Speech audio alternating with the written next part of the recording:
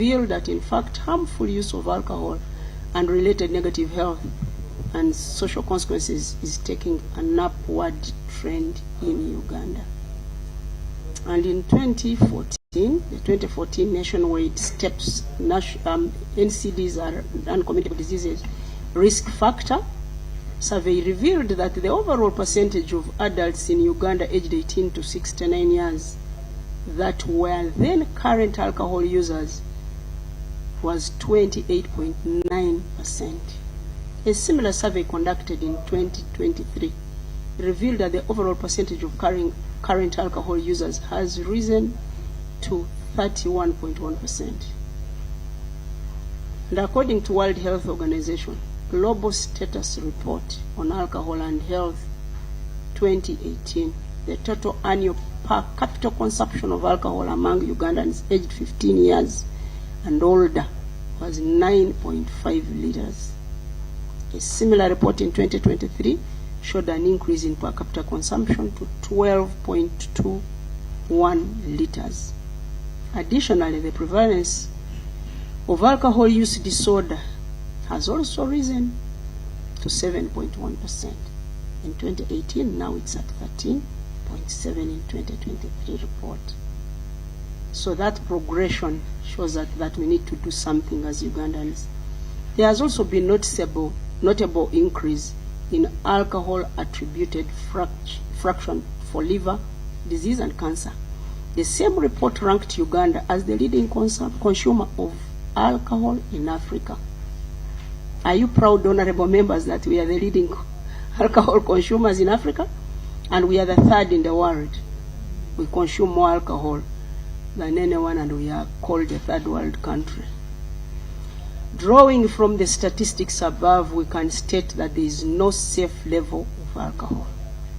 Alcohol consumed in any amount contributes to negative health outcomes, and this assertion shall be clear to all. We also want to reiterate that alcohol is associated with negative social and economic outcomes to not only the users, but also the societies and communities where they live, even the entire country when we have procedure. problems. Madam Chair, I don't know, the document the minister is reading is not signed. I don't know whether it is her document. She just picked it as she was entering here, because now we can't hold her responsible for whatever is in this statement.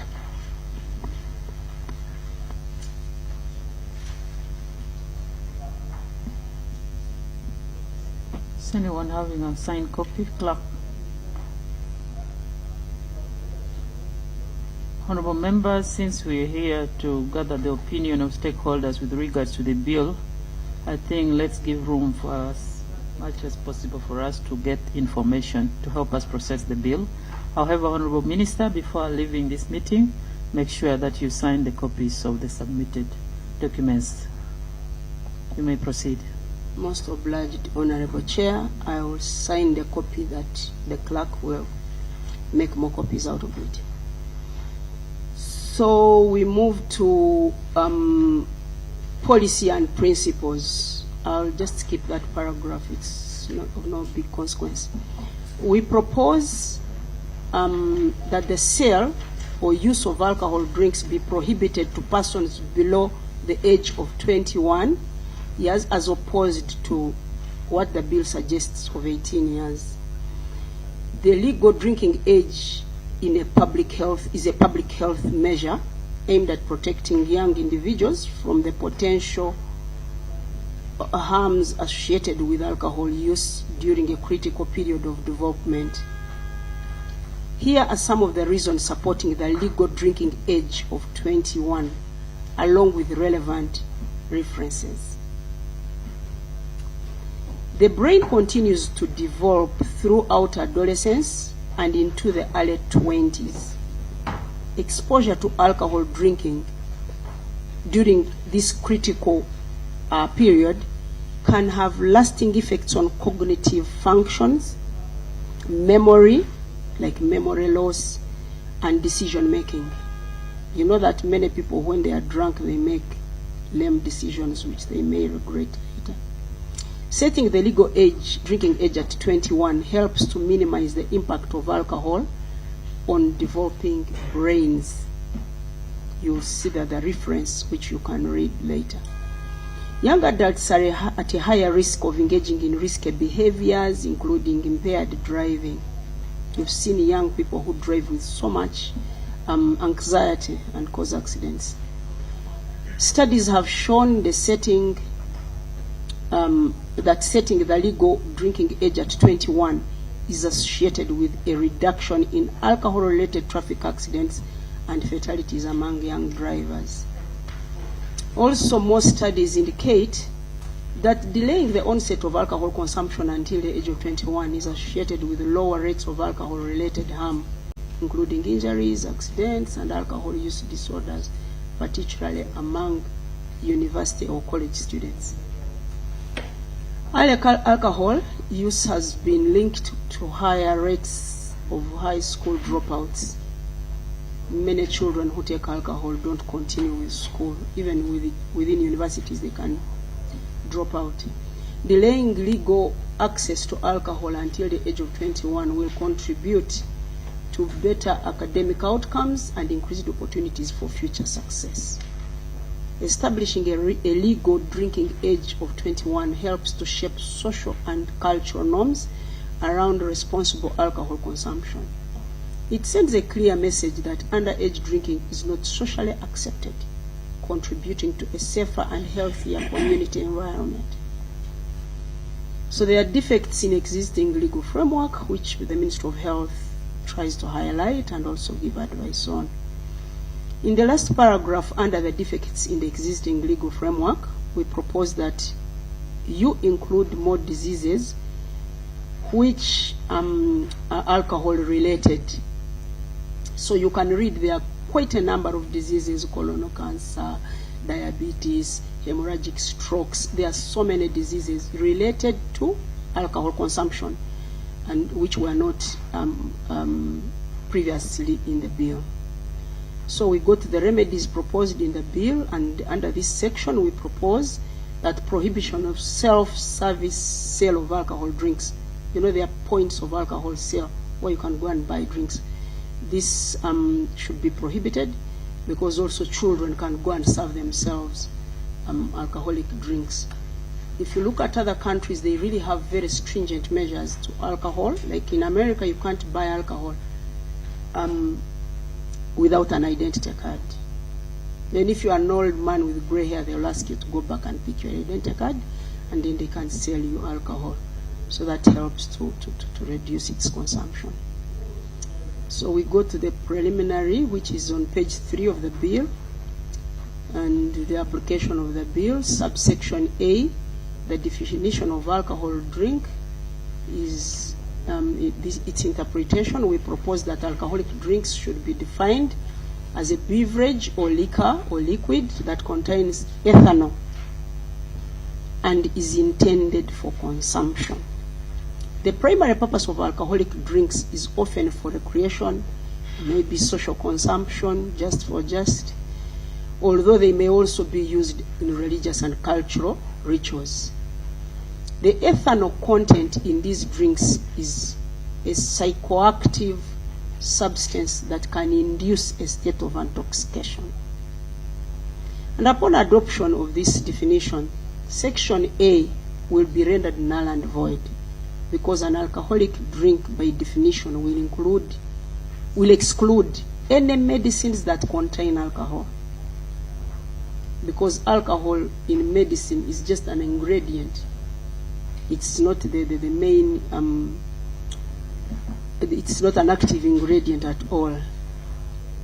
So the manufacturer of native liquor for domestic use in Section B or traditional ceremonies should also be regulated in one way or the other, even using the local administrative structures.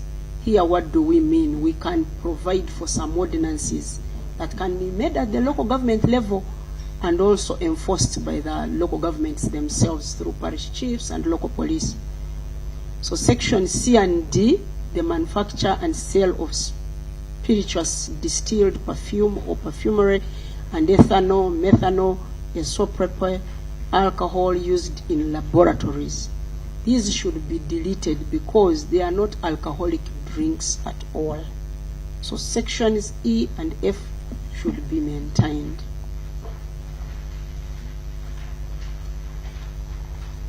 So here we've already proposed that we change the definition of alcohol be adopted as it is in here, because it can be misleading. So we propose the definition suggested in one above should be adopted. So therefore, we also note that the term native liquor can be misleading. The Oxford Dictionary defines liquor as a broad term used to refer to any distilled alcoholic beverage. It encompasses a wide range of spirits such as whiskeys, vodkas, rum, gin, tequila, brandy, cognacs, so many types. So we therefore propose that the terms such as native brew be used instead. So the next section, you can write instead of part 2, licensing, just set time of sale of alcoholic drinks, time when people should go to the bars and drink. So section 3 and subsection 1 shall not apply to a person who sells an alcoholic drink in licensing tourist camps, nightclubs, theater, fetes, bazaar, or trade show. We propose that this option be deleted because it contradicts and defeats the purpose of this regulation. People that attend these nightclubs are actually Ugandans that have a right to health. So if we are saying people who are drinking alcohol are not that healthy, why should we say then those ones in theaters, nightclubs, I hear tourist camps should be exempt? So exempting these tourist camps is probably really a foreign tourist. How will you differentiate the foreigners from Ugandans? It's even discriminatory. So if we say people should drink at this time and these are the people to drink, we should be able to maintain it at that level without saying this place can sell till late.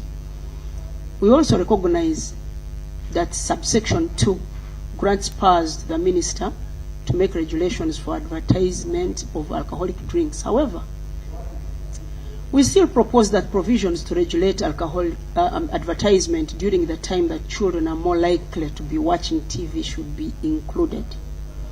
For example, we can restrict it at 10 p.m. There are movies that you can't watch on TV before 10 p.m. because it is envisaged children will be sleeping at that time. So restricting alcohol advertisement during children's viewing hours helps ensure responsible marketing practices, minimizing the potential of alcohol brands to create positive associations with their products among young viewers. Somebody could be watching TV and sees people enjoying in a bar and they pick interest in drinking and yet they are still underage. So a provision to ban alcohol advertisement in schools, health facilities, places of worship, and other places, public places where children gather, should also be included. Because there could be a school, like a primary school event, and people are selling alcohol when children are watching. It doesn't even give a good example, so we could also regulate that. Exposure to alcohol advertising contributes to increased drinking among adolescents, potentially affecting academic performance. Prohibiting alcohol promotion in schools helps create an environment conducive to learning and well-being. Children and adolescents are considered vulnerable to the persuasive effects of advertising. Prohibiting alcohol promotion is setting specifically designed for children, such as schools and sports activities, aims to protect them from undue influence and potential harm. Additionally, a provision to add promotion and consumption during children's sports days, game days at school should also be added. Alcohol advertising can shape normative beliefs about alcohol consumption, banning alcohol promotion in children's sports activities, and schools aim to prevent the normalization of alcohol use among the young people. The other issues we propose are that we include a national alcohol task force, not control board, but a task force, which would be multi-sectoral.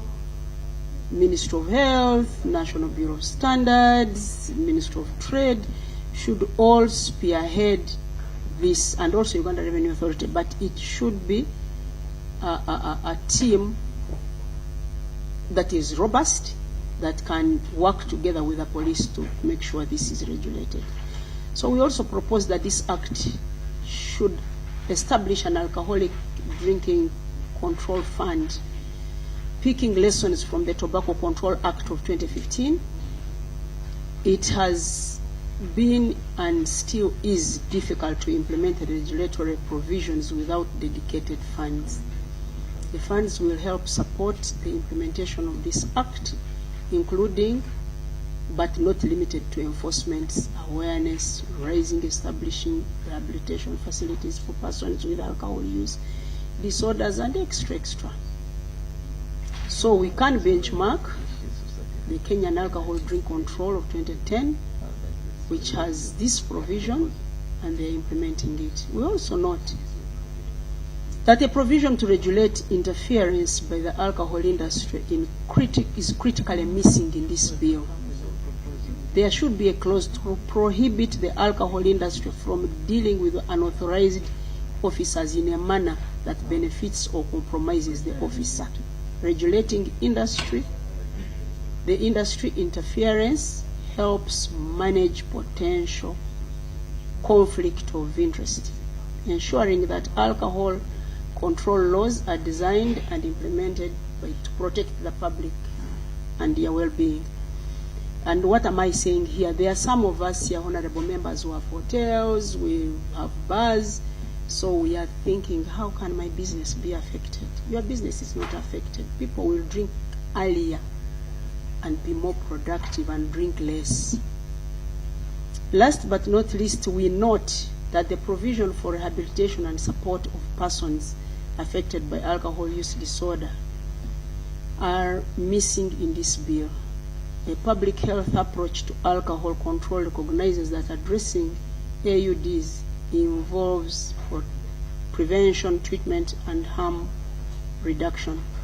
We therefore propose that a clause to identify and support problems of alcohol drinkers be added in this bill. Cross-reference can be made with the Mental Health Act 2019, the Narcotic and Psychotropic Substances Control Act, and those ones will help us. And the references are at the back. I also want to make just one more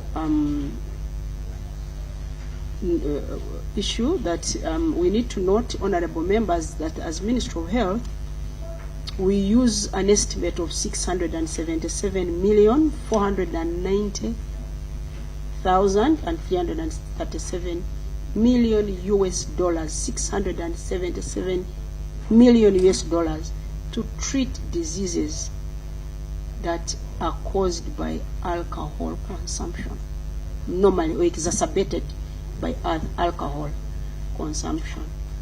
The Honorable Chair and colleagues, I beg to submit.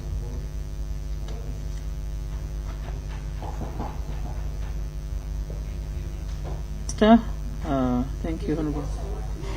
Sorry, I want to note that the Association of Psychiatrists has their input in our paper, so they don't have a separate paper to present here.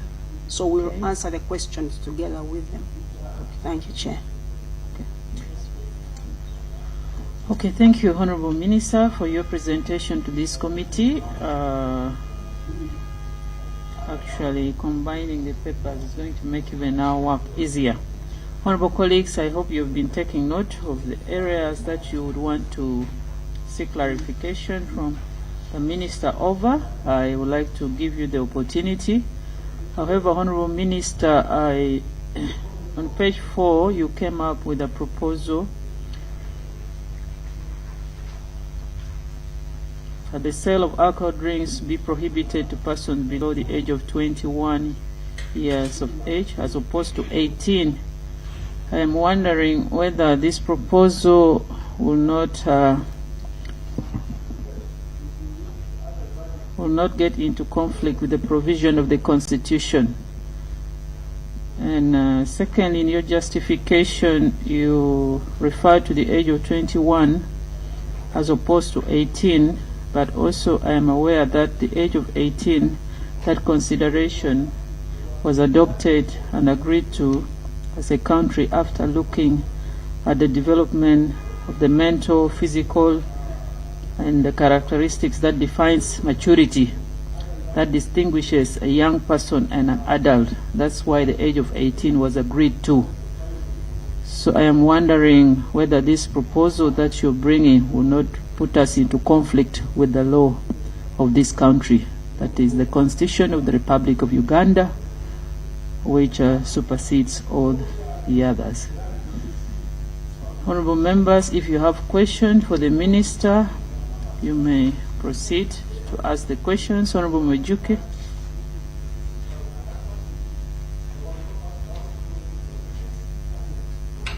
Thank you so much, Right Honorable Chair. Honorable Chair, I was promoting you. Honorable Chair, the Minister began by making a very controversial statement by saying alcohol has no health benefits. Madam Chair, this is not true. It's actually a lie. Unless she can provide scientific proof. Because, to the contrary, and I am now quoting the Harvard nutrition source,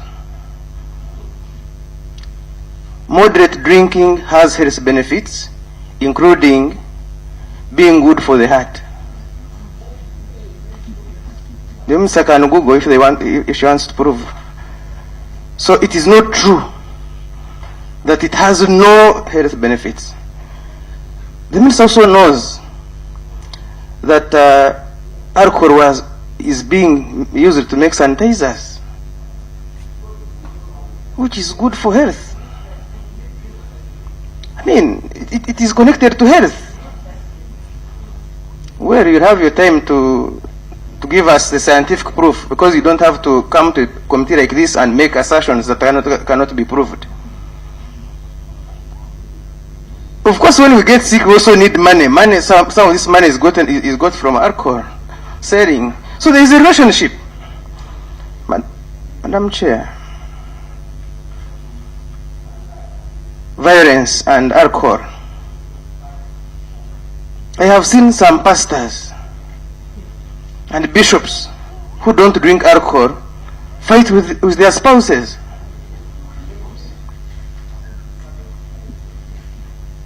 Madam Chair, in the absence of a scientific proof that violence is related to these violence cases in homes, this would be rumor mongering.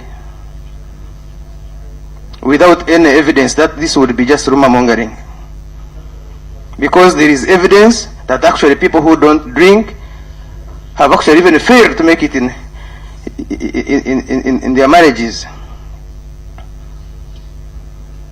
Madam Chair, can we get statistics of the accidents we get every day in this country, and how many of these are linked to alcohol, so that we don't just say it causes accidents?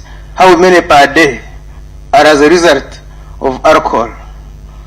Because this is a serious parliament, serious committee, we are making a serious law. We can't just come and make assertions. So again, without such statistics, this assertion becomes idle.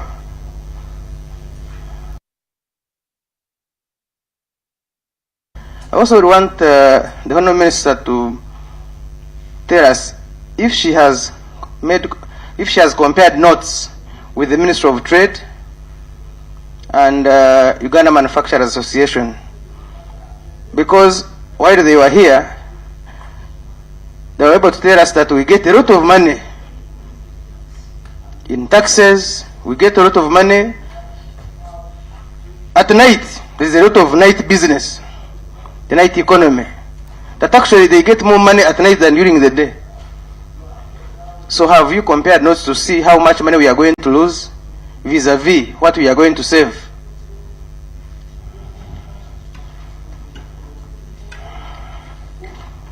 Madam Chair,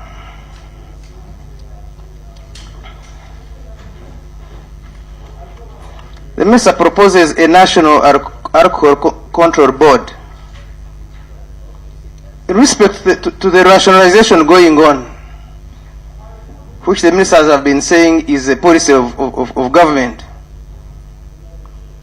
and the fact that now this poses an extra charge on the consolidated fund, because this board will need to be paid, don't you think that this will go against the government's policy on rationalization?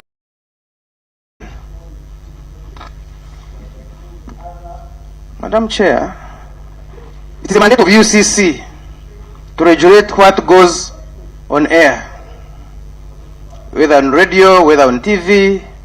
It's the mandate of UCC. Now, for a minister to attempt to say that we regulate advertising and on what content should be, don't you think she's entering into the mandate of UCC? Have you compared notes with them?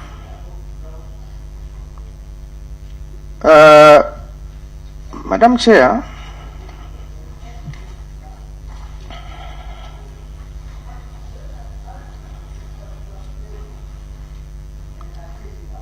on page 5, the minister is talking about defects in existing legal framework, and she's talking about the very many diseases related to alcoholism.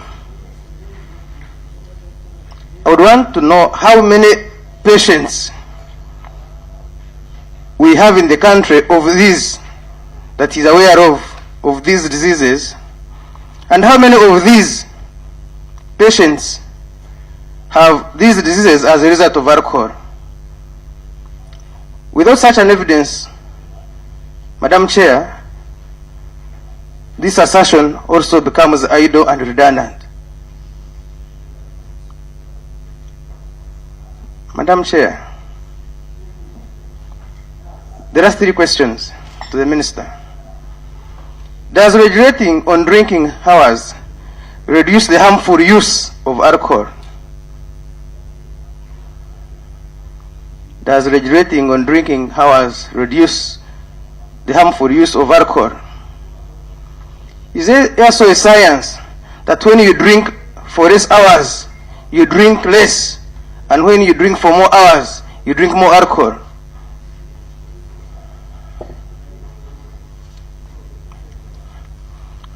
Madam Minister, what is your comment on licensing under this bill?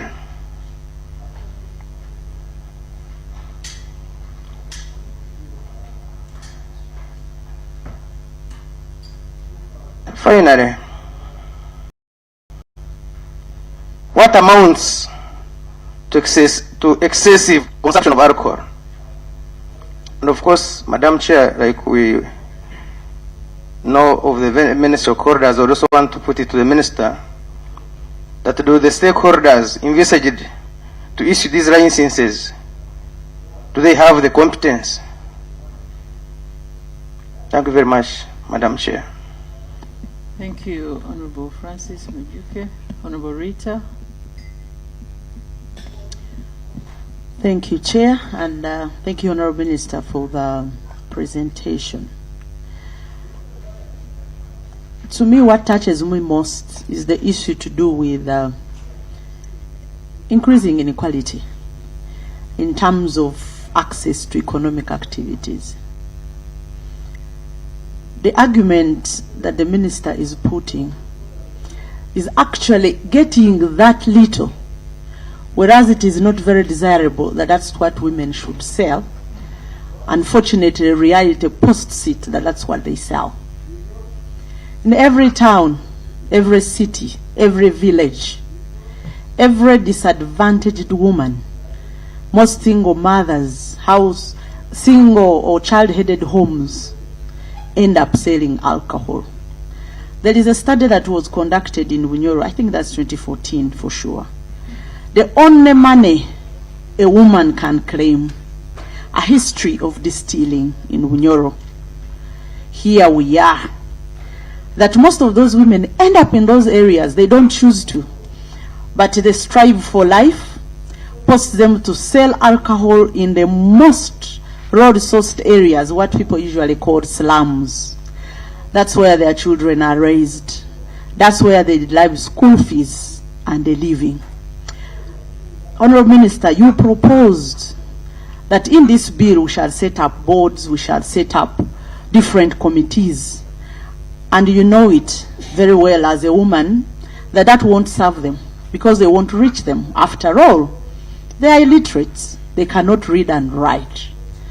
So would you expound how then will the livelihood of these women shift from earning and having an income of economic empowerment to zero, running away in hunger with nowhere to go?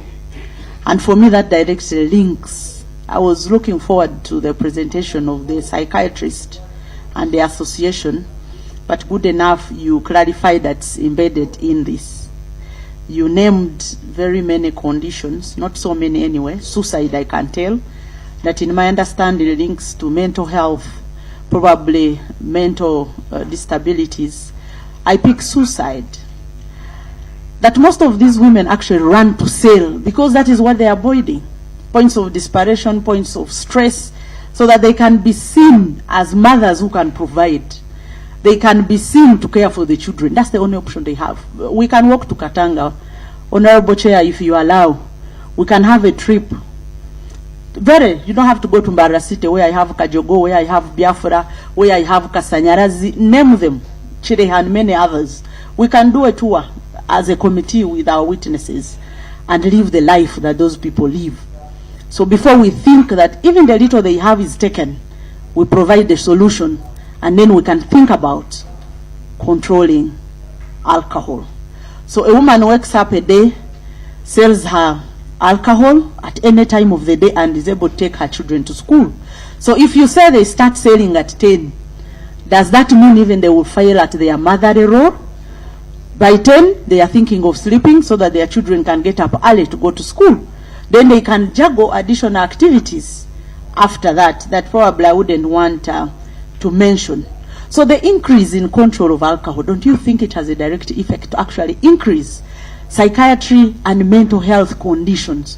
Because the little they have, you will have taken away. Is it going to exacerbate income inequality? Now, the rich are going to be in charge of distilling. They can afford licenses, and all that will go on. Isn't it going to increase the already existing unemployment, which we already have? And the question would be, the bill for me looks to target the poor, the very, very poor, who actually, a manufacturer will meet all those conditions that you mentioned. And lastly, I think the statistics are still lacking to convince me that actually all these problems we have are due to alcohol. Because like you say, whether it is cardiovascular, whether it is mental illness, we saw what COVID did here. In no minute, people were going crazy. Were they drinking alcohol? Where did they find it? We were under lockdown. So the question is, can you provide statistics that can convince me to be able to agree? And finally, alcohol, are we not taking it as if it's a medical problem, but rather a social problem that requires social solutions? You really have expertise how HIV has turned around. Don't you think it is a path that you should take rather than trying to seek legislation? That you go in the community, after all you have a mental health department, you have, go in, educate the people, use the platforms so that we can change behaviors without necessarily running to legislate that might just remain at the table. Thank you, Honorable Chair. Honorable Lobo, Honorable Betty, then Honorable Kenny. Thank you, Chair. Mine is want a clarification from the Minister on the last statement he made that we are using $677 million US for treating diseases related to the alcohol. If you convert this, it comes to 2.57 something trillion. I have been in Parliament here now 3 financial years. I've never heard about that budget with, for Ministry of Health. 2.5 something trillion. Maybe someone will have to guide me, but I have attended all the passing of the budget. I have never seen this money given to Health Ministry alone. And this, you know, when you make statement, the last statement can destroy all the good ones. Because this is a big lie of 2.5 something trillion. It's a pregnant lie, as he said. So, he made me not to believe all this presentation you have put here. I need clarification on this. Thank you, Chair. Thank you. Honorable Betty, Honorable Kenny. Thank you, Chair. Thank you, Honorable Minister. I have one concern. In your paper, you talked of regulating marketing, regulating pricing. Now, I was wondering why you were silent about time. When can alcohol be sold? What's the timing? And also, location, sale points, because this is where there are issues. So I wanted to hear that from you, the Honorable Minister.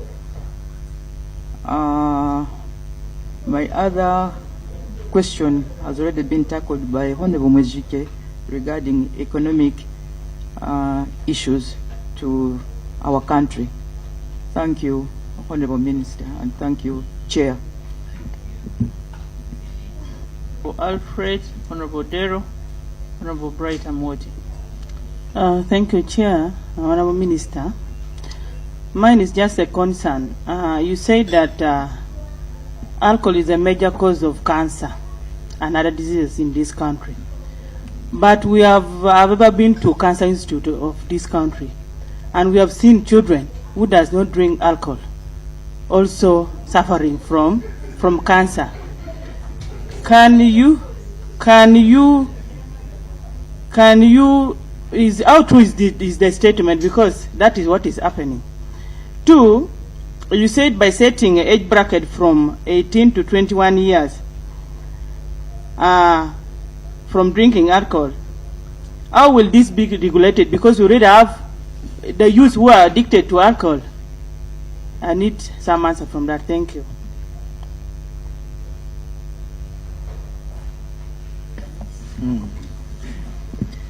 Thank you so much, Madam Chairs. Mine is, I just need a clarification from the Honorable Minister about the application, subsection B, where you say that the manufacturers of native liquor for domestic use or traditional ceremonies should also be regulated in one way or the other, even using local administrative structures. And I am interested in the word of administrative structures. Why don't you give mandate to these local administrative structures to come up with their bylaws in regulating this alcohol instead of coming up with the whole bill? Then, finally, you talked about the statistics, that most of the people who are in the hospitals, they are related to alcohol consumption. You as a ministry and the honorable chairs, can you allow these whole committees to go around the country in hospitals to sustain the exact numbers of people who are bedridden in relation to alcohol? Can you sponsor that? Because to me, what I believe, alcohol could not be the cause of most of the people who are in the hospitals. But a lot of things are happening. We may be alluding that alcohol is the major cause of problem to most of the human beings. But to me, the biggest problem is we need to tackle the problem of poverty, which is causing most of these people to be there. Because you find that people are not accessing the right medication because of poverty. So can we come up with a way of looking at this bill in a different perspectives? Thank you, Honorable Minister. There are stakeholders who appeared before us last week, and they were emphasizing a lot that government needs to look at the underlying factors, the causes to abuse of alcohol. Honorable Deras asked that question. Maybe you need to take care of it in your response. Honorable Alfred, yes, I'll come to you. Thank you very much. Chair, I am so impressed by this paper. Extremely impressed. I am thankful for the minister for her research in bringing these issues out. Just this weekend I was in the constituency and I met several people who asked me, without even me asking them about the alcohol bill, they said, are you part of that discussion for the alcohol bill? And I responded to all of them. So for me, I'm quite impressed. The issue of time, like Honorable Betty said, is important. And I also, just my people, reiterate this same thing. The local people say, move the time of drinking to later afternoon, because young people are crowding the trading centers to drink as early as 7. We need a regulation for that. I believe that there is a place for bylaws, but those bylaws should be enshrined on a bigger law, which this law is. So I think that I agree with that particular aspect. I was also irked by the aspect of native brew, because I think that is what relates to our local people. They don't know all this other language of alcohol, but they relate to native brew. And native brew, especially for native brew, is used for drinking, the alcohol for drinking, and it's not about treatment. And this is where the problem is. The argument that alcohol will, that this law will stampede unemployment is a lie. As a fact, this law, the alcohol is actually reducing productivity. A lot of young people do not work. Early in the morning, they're in the trading centers. Even for those of us who are MPs, every trading center you pass, they want you to give money for drinking. As early as 7. We need a law to stamp that. And I believe this law stamps that. The issue of the issue of value, Madam Chair. Procedure, Madam Chair. Procedure. Madam Chair, witnesses are appearing for us as members of Parliament. And the honourable member is speaking as a witness. He's not asking for clarifications. He's not giving questions. He's actually speaking on this side, but from the other side. So, isn't it procedure right? Isn't it procedure right that you ask the member who has good information for the other side to go and sit on the other side and Honorable Alfred, can you sharpen your question to the presentation that was made by my the question minister? is, thank you. My question to the minister is that what provisions do you have as far as time is concerned?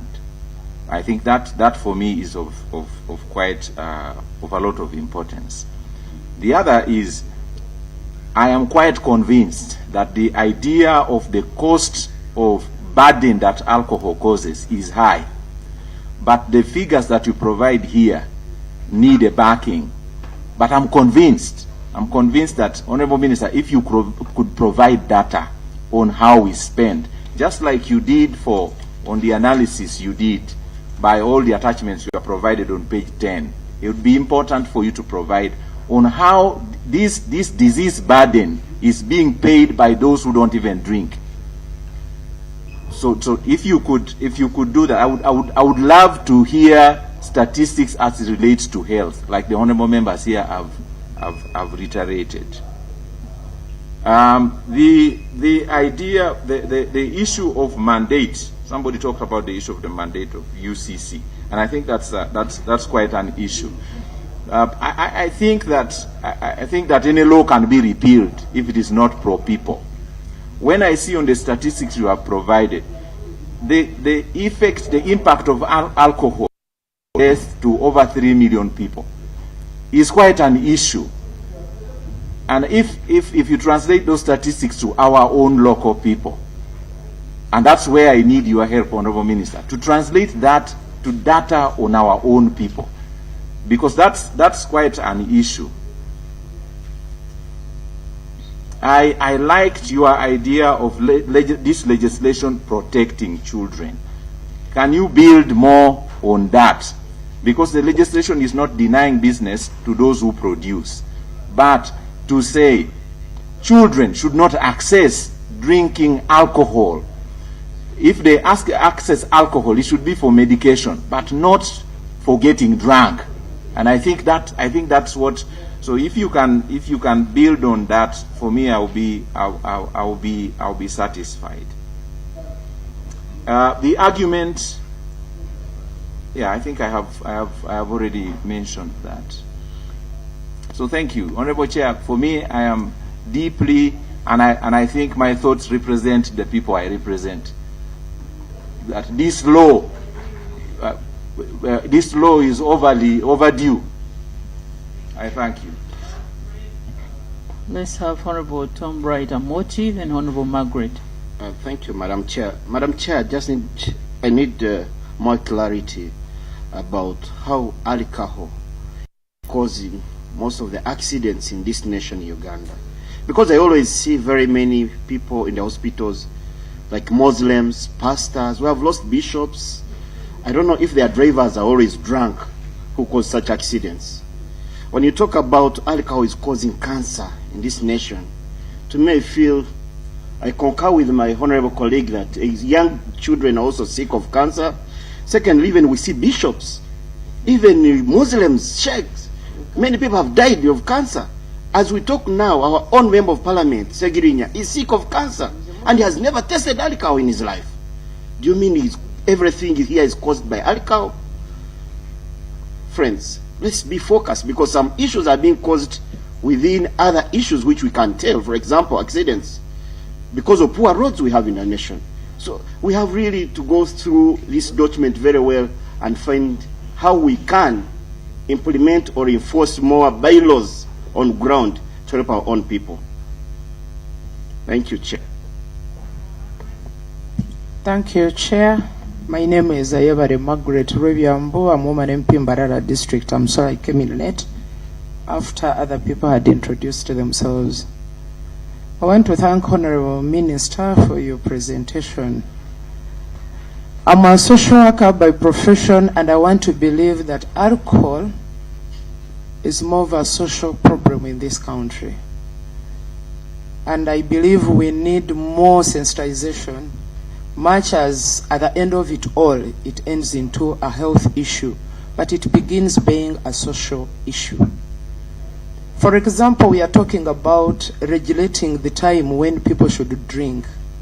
But I know if people are not well talked to, there are those that will definitely buy alcohol and keep it in their homes and hide and keep drinking, even when we have regulated the time of going to bars. So as a person, I believe people, much as we put the law in place, they need to be talked to. I want to say something about the age. 18 years, the constitutional age, versus the 21 years that we are suggesting in this bill. How ready are we to bring the two together? I'm in support of 21 years for so many reasons. in addition to what is put in this of your report, we are all, majority of us here, we are all parents, and I don't think there is any one of us who would want to see their children. Madam Chair, procedure. Madam Chair, the members are continuing to give their opinions. The opinion of members cannot be given in such an interaction. It's against our rules of procedure. We can give opinions when we sit as a committee to assess the evidence. But members cannot continue in this interaction saying, this is my opinion. It is not, I don't know whether you think that is in order, Madam Chair. Honorable members, let us give questions, ask questions to the presentation. I understand, but some opinions are too itching that you cannot sit on them. I understand, my colleagues. Yes. Some of them will take them to our in-house discussion. Okay, but still, that is my question to the Honorable Minister. Let me limit it to age and how we are going to work together to ensure that the constitutional age is not conflicting with the age that we are suggesting in this bill. I thank you. Thank you. Your immediate neighbor. Thank you, Chair. And I want to thank the Minister for this good presentation. It really is a good bill, but some of us we are medics and others we are not. Introduce yourself. They want to take Honorable Minister, you need to understand that, and this is where my question is coming. Explain to us how alcohol causes cancer. That's one. Two, can you also explain how alcohol causes poverty?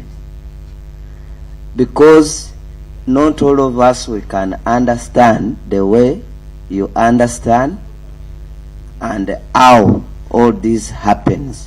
But the fact is, just make us understand how alcohol brings all about this. If we come to know, I know we shall support this bill. Thank you. Thank you, Honorable Minister. I would like to have your comment on the provision in the bill, remedies proposed. E, prohibit packing alcohol in package containing alcohol drinks of less than 500 millimeters. Stakeholders have been giving comments with regards to this, and looks like the proposal is coming to encourage bigger packages of alcohol instead of smaller ones. And according to a number of submissions by a number of stakeholders, larger quantity. What would be your comment on this with regards to abuse of alcohol, or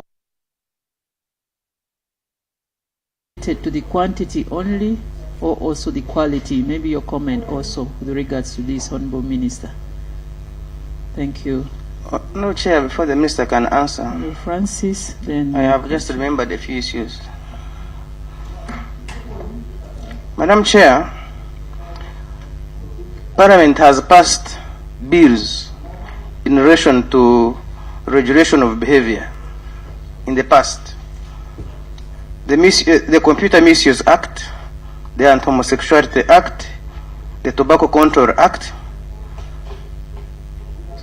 seeking to prohibit some of these behaviors. However, this has not actually worked. Some we have not implemented, and these called bad behaviors continue in this country. Now, this I am asking in relation to the stakeholders who are here saying it is very hard to regulate behavior. How will this law be an exception?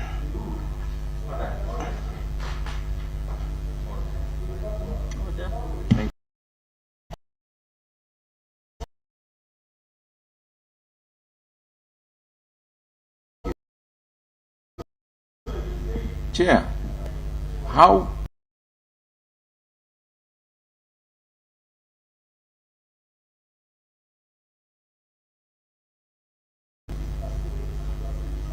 don't you think that it would be important to have a law that then you regulate?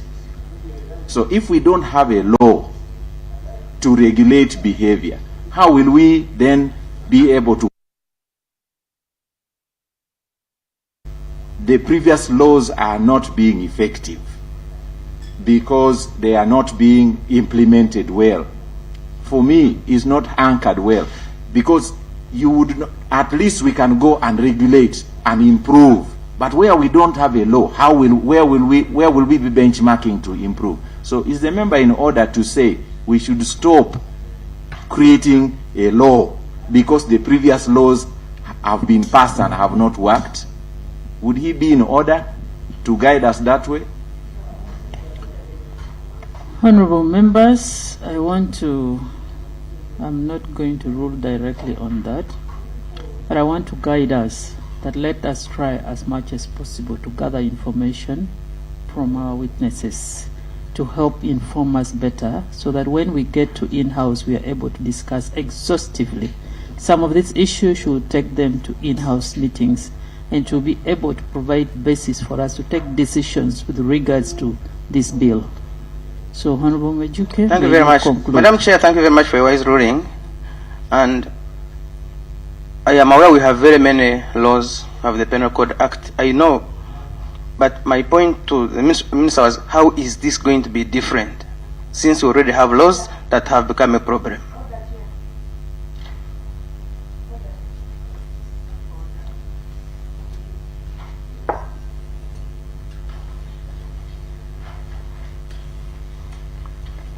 Madam Chair, Honorable Sarah is a witness. Yeah, but I can raise a point of order as a member of this. Is a mover of the bill.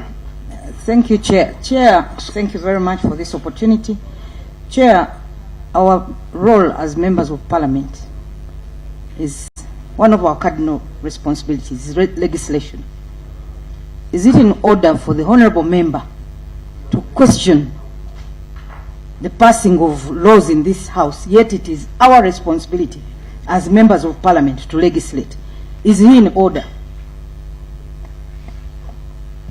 Thank you. I know Honorable Sarah is a mover of. I think it's not so much into the issues that we are discussing with regards to the bill. Honorable members, I request that we proceed. Thank you very much, and let me conclude, Madam Chair. Question still to the Minister? Yes. Can you conclude? On number 4, the last paragraph is talking about young adults. For me, this is a new term, young adults, because me, I know that before you, below 18 is young, above 18 is adult. So I want to know which bracket are these young adults. Honorable Minister, take note, finally, young adults. the issue of alcohol reducing productivity. The other stakeholders who are here talked about, actually regulation is going to cause unemployment, and they are saying the reason why people actually drink is because some of them during the day is because some of them are idle, they are not employed, and they said it is actually a social problem. So I also want I want her to clarify this. Thank you, Honorable Francis Majuke. The last one was to her, the Honourable Minister. Are you in support of this bill? 100%. And if you are in support, are you aware that this bill is not seeking to regulate the native alcohol and illicit? So what is your view? What is your take? Yes. Thank you, Chair, and thank you, the Minister, for your presentation.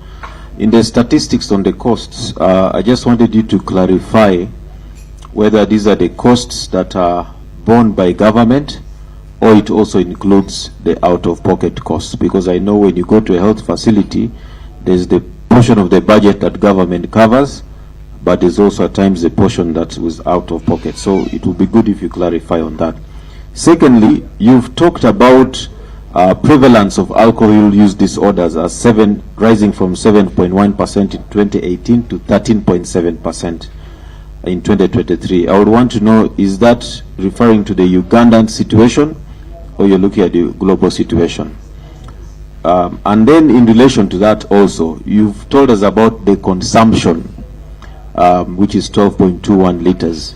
But you need to give us the direct impacts. We know we have a facility, Butabika National Referral. What is the percentage of drug disorders or drug use disorders or substance use disorders that are alcohol related in this country? It's important that you give us those direct figures to fully understand this. Thank you. Proceed to answer the questions that were raised. Thank you very much. I'll go through some of these questions quickly, and I'll also ask the psychiatrist to also give some of the living examples she has encountered. But what I know from Butabika Hospital is that 90% of the people we have are actually alcohol abusers and drug abusers, not real mad people. So I want to start with a few of the questions you raised, or we actually are not here to just have questions. We can have compliments, we can have other things, not necessarily questions.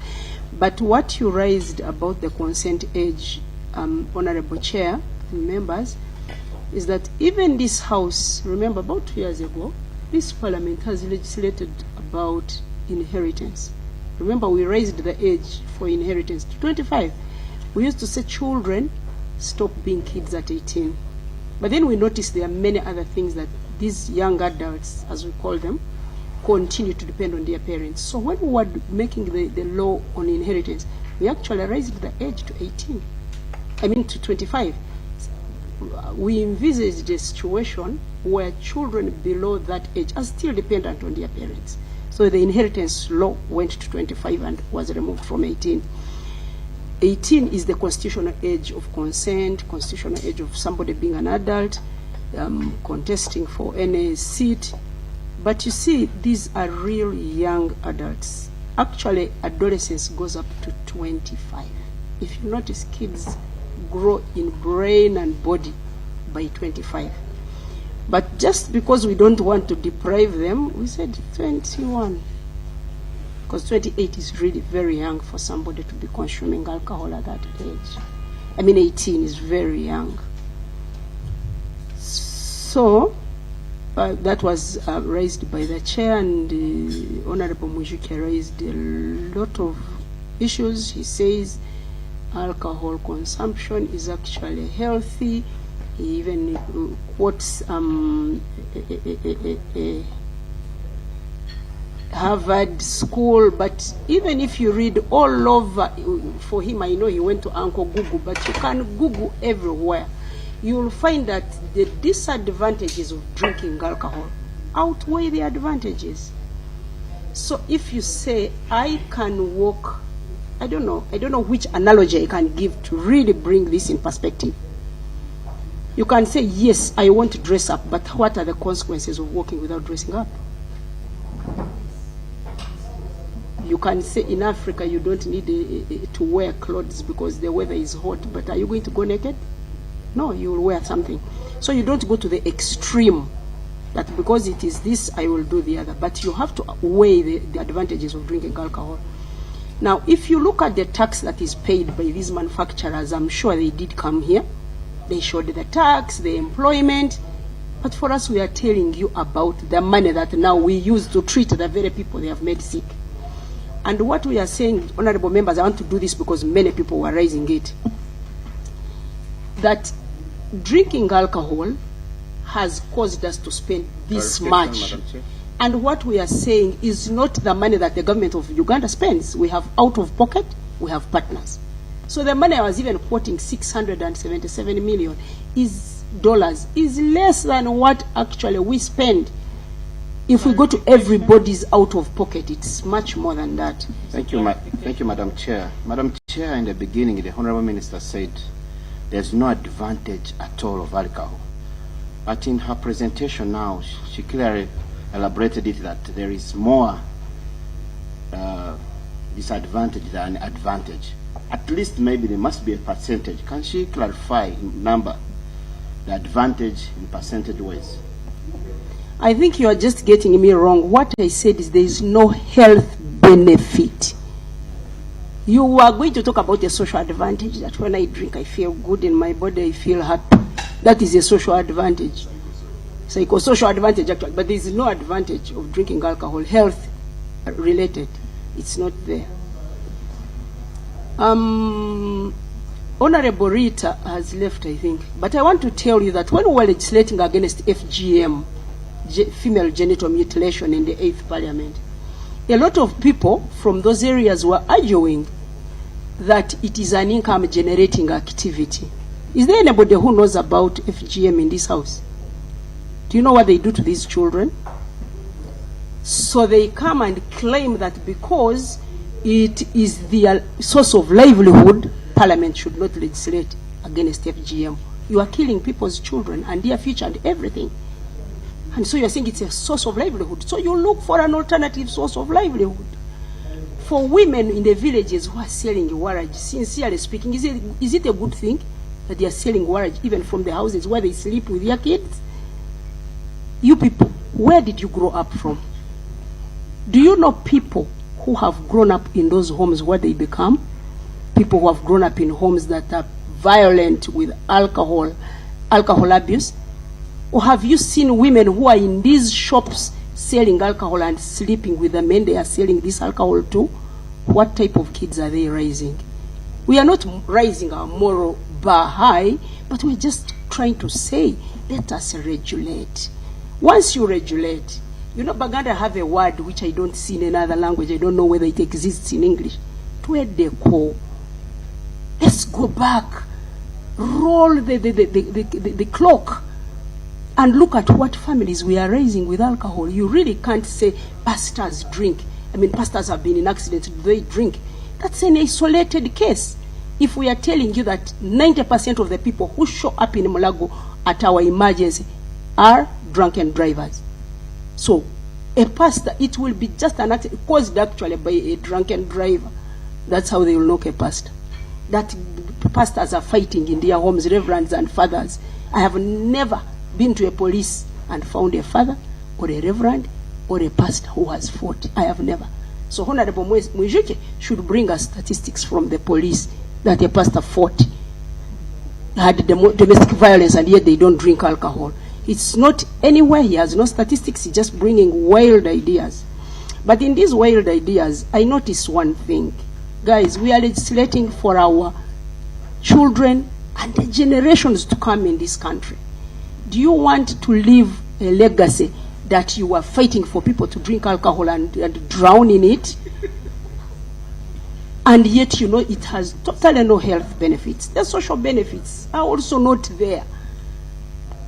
Maybe you can socialize actually at a church, sing hymns of praise, instead of going to a bar and drinking and fighting with your friends, because the bars intoxicate people, churches don't. So we need to actually think twice before we speak as members of Parliament. Because you are speaking because you have voters who are drunkards who will make noise for you. But then you forget that even these noisemakers need a better life than just drinking alcohol. And if you correctly told them what they can do other than drinking, they can be better people. Honorable Alfred, I want to really applaud you for supporting this bill and actually giving reasons why you support it. We have had so many experiences, even here at Parliament. I remember there is a member, last Parliament actually, who came drunk. Those who were in the last Parliament, you know the rest and whatever happened. It's not very nice.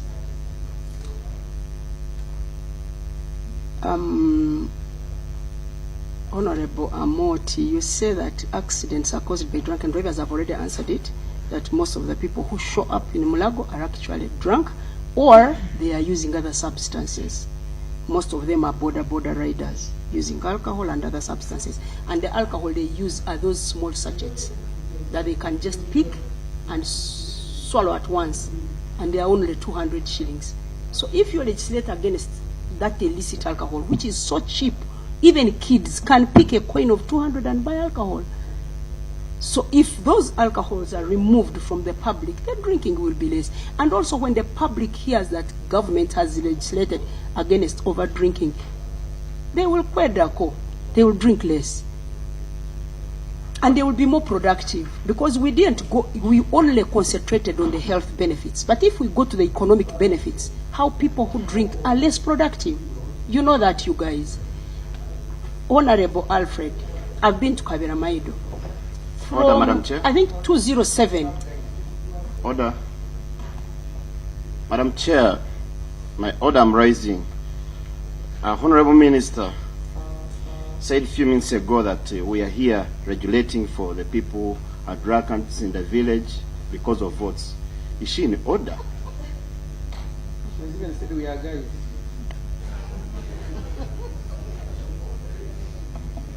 Honorable members, I apologize if I call you guys. It's just on your language, Honorable Minister. Yeah, I was just asking for Ugandans for the whole country.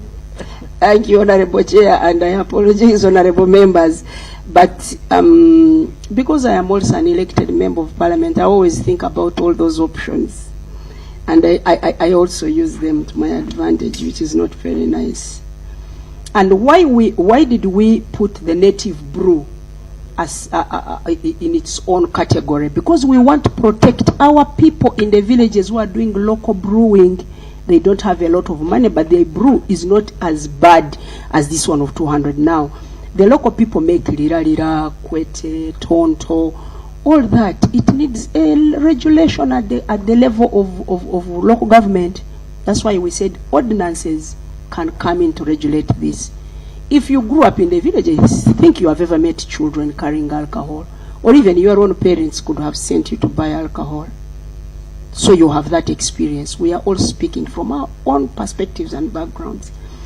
So also this a native drink, we said it can be regulated. Now, which other question didn't I answer?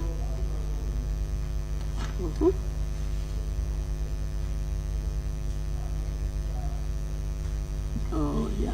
Yeah, this Honorable Mujike was asking who are young adults that he has never heard about it.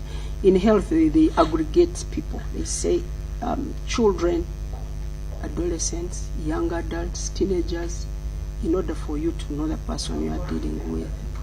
A young adult are teenagers growing into, once you reach teenage at 19, you become a young adult. At most of the times, if you have children in that age bracket, their brains have not grown for them to make really decisions. That's why decision making, even among fit people, is 21. So 21 years, somebody's brain is a little more developed than at 18. That's why we raised the age. I want to thank you for all your contributions to this bill, and I really want to appeal to you, members of Parliament, that it is very important to legislate against these harmful stuff that are coming into our society.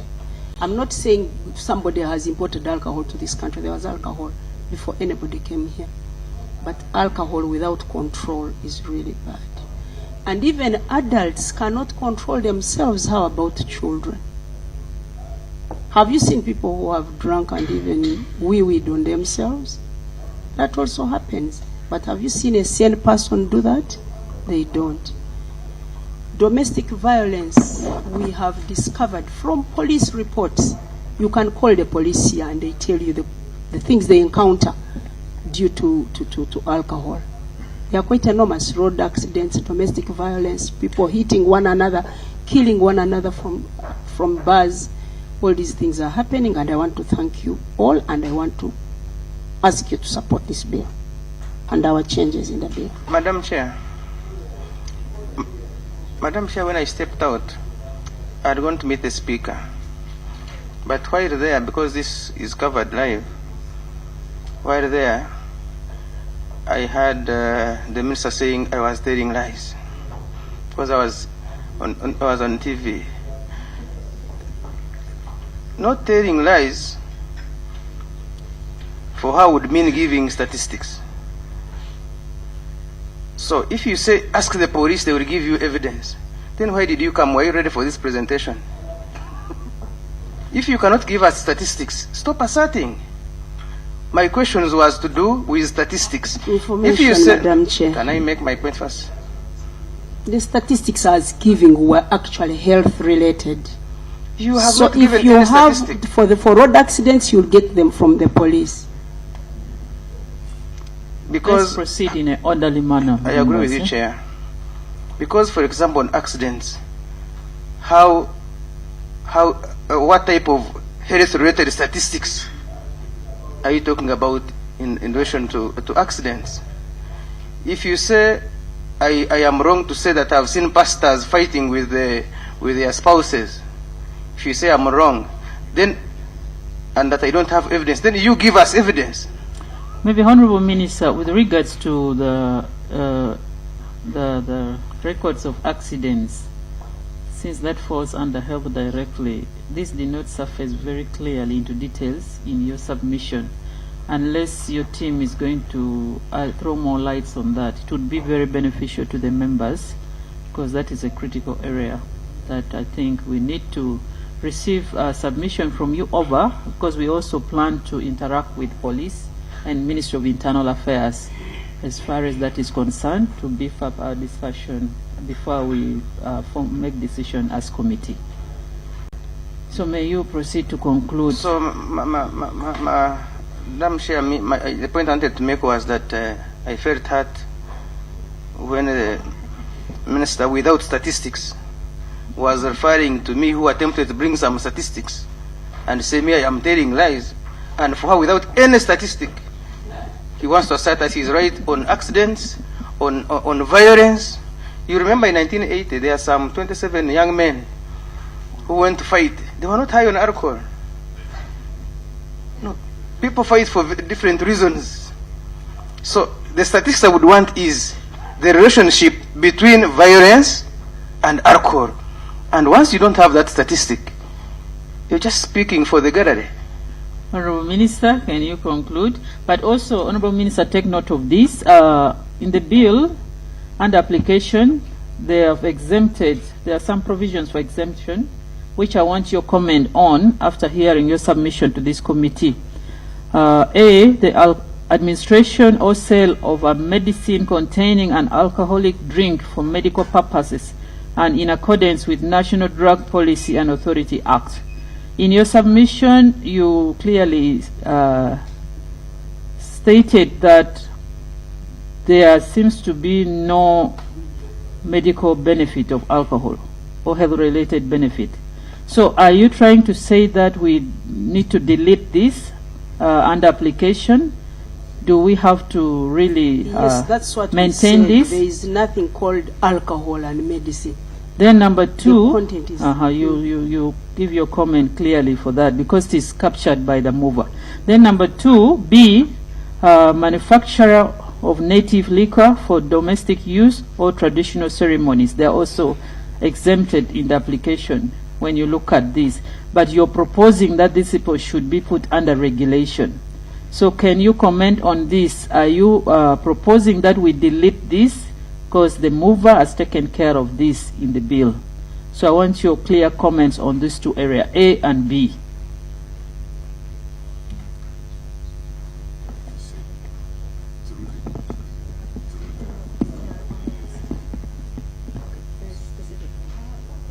As you prepare to answer, Honorable, finally. Yeah, Then Honorable Rita will close. thank you so much. Madam Chair, my apologies for being a little bit late. My name is Afidra Ronald Olema, a member of Parliament for Lower Madi, and a committee member to Trade, Industries and Tourism. I've had the deliberations and responses from the Minister. However, I want to seek for only two clarifications. At this moment, you may not judge me that I'm speaking for or against it, but I want to speak in view of the bill as it is. One is on the age. We have proposed in the bill that the age be moved to 21 as opposed to the 18. We know all the legal regimes in this country makes the 18 years as the legal age limit for many things. Do you think, in your view, that because of the peculiarity of this bill of alcohol, that the age should be moved to 21 so that we get more Ugandans not to consume?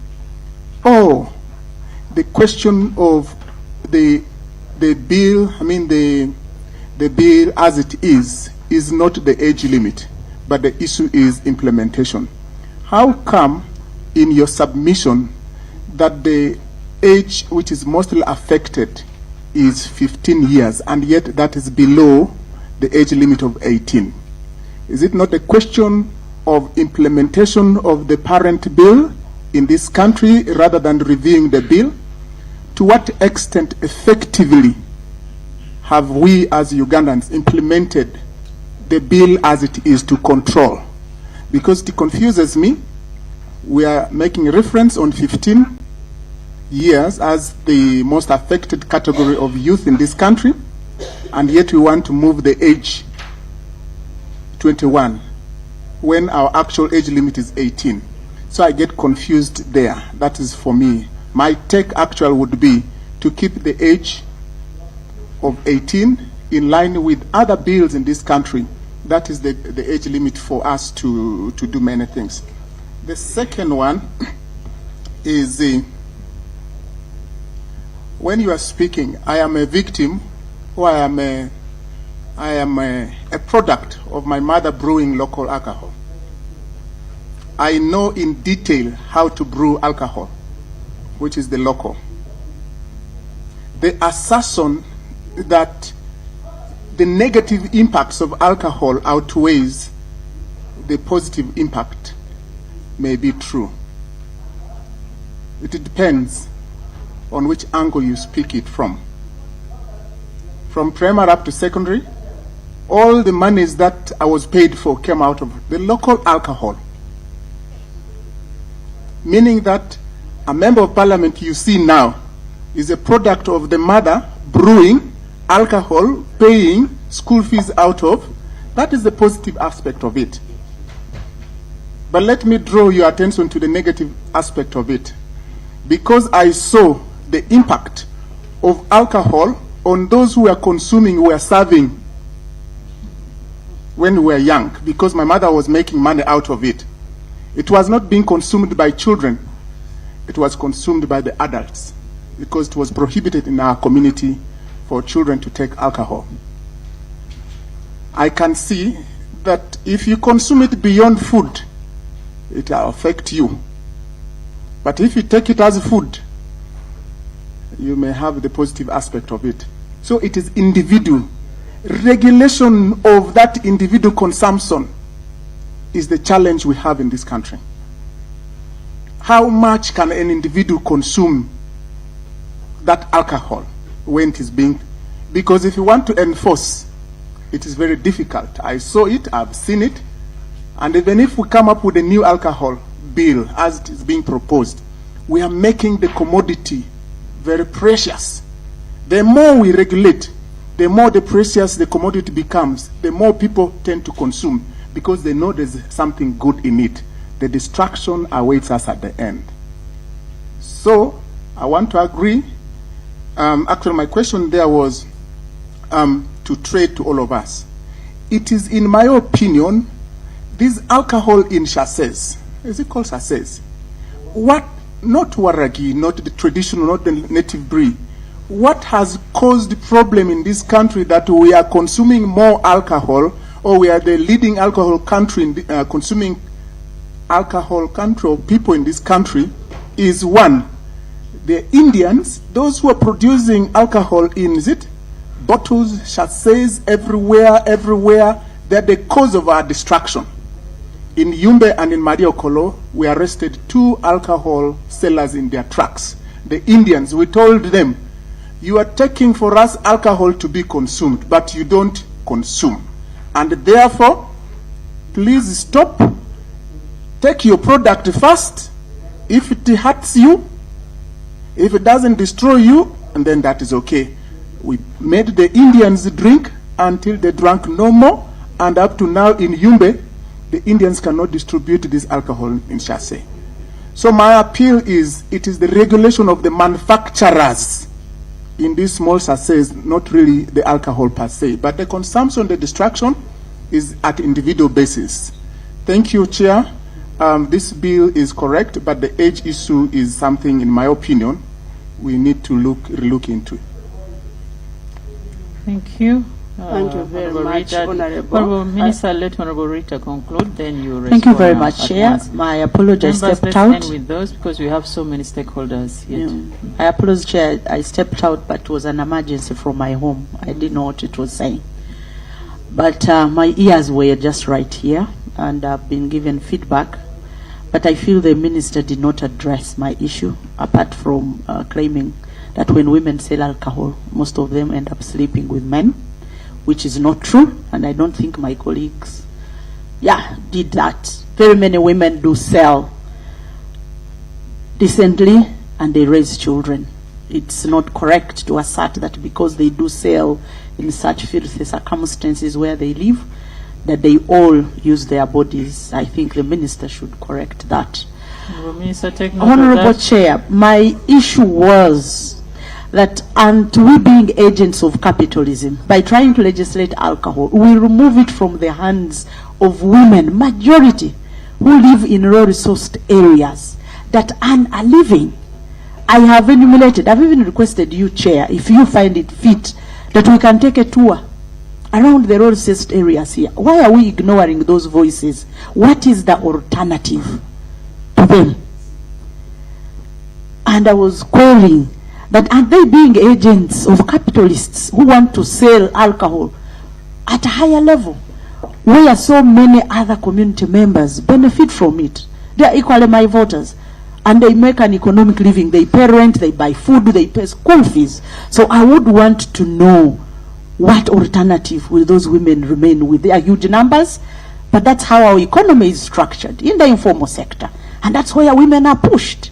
But that is where we are following them to smoke them out to the streets and increase ripple effect. Street children. Do you want to see more street mothers? And this is real. I will give you a tour to my place in Biafra, to my place in Kasanyarazi, to my place in Kajogo. What remain with those women for them to earn a living? Thank you very much, Honorable. Can you respond to the Honorable concerns Rita, that have been raised? I want to tell you, like Honorable Margaret has left, but I want to tell you as a mother. So Honorable Mujuki insists to remove sentiments, but we are legislating for human beings, not animals. And all human beings have sentiments. Even animals do have. If you say we leave these women to sell alcohol from morning, nobody has said we are legislating to stop alcohol sale. We are only regulating the age, the time, the advertisement, the quantities in consumption. If we say drink from, let me say 10 o'clock, 5 p.m. after work to 10, can't that person sell her beer during that time or her waraj? People will know that from 10 o'clock I am going to work, to drink. But people go to bars in the morning, sleep in those bars in the morning. Those very women you are saying are struggling, give them a brush, they brush teeth and continue drinking in the next day. This community you're talking about are non-productive. Why are you drinking during the day? That means you don't do anything. Or if you drink during the day, you go sleep, at night you become a thief.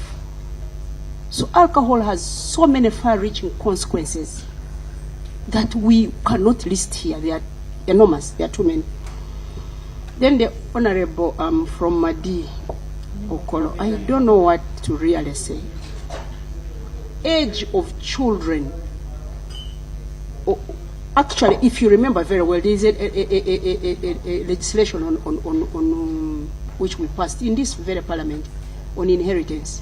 We did raise the age from 18 to 25, the age of dependence of deceased persons. We raised it to 25. So the age of 18 is not cast in stone. It can be raised at for different legislations. For inheritance, we said children up to 25 years are normally still dependent on their parents. So we can't say at 18 a child is on their own. They have actually probably not even finished school, But at 21, we envisage that these children will be in university plus, and they can make informed decisions on how to take alcohol, which is a good thing. Imagine your child at 18 and they're still very young, with a very young brain. That brain maturity is very important as we are speaking from a health perspective.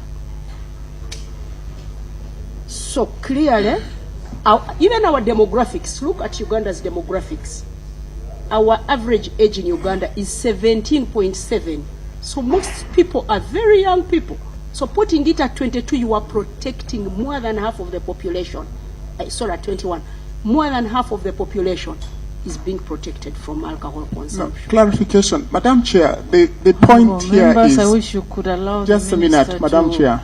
respond The and clarification conclude. of the age is, the Constitution says at the age of 18, you're no longer a child. That is our supreme law. Then that means at the age of 18, one can do anything an adult can be able to do. Members, particularly on that, I think let's take that to in-house discussion. The Minister has given their opinion as Health Ministry. We'll discuss that exhaustively, aware of the provision in the Constitution of the Uganda. Honorable Minister and your team, you can proceed with the next question.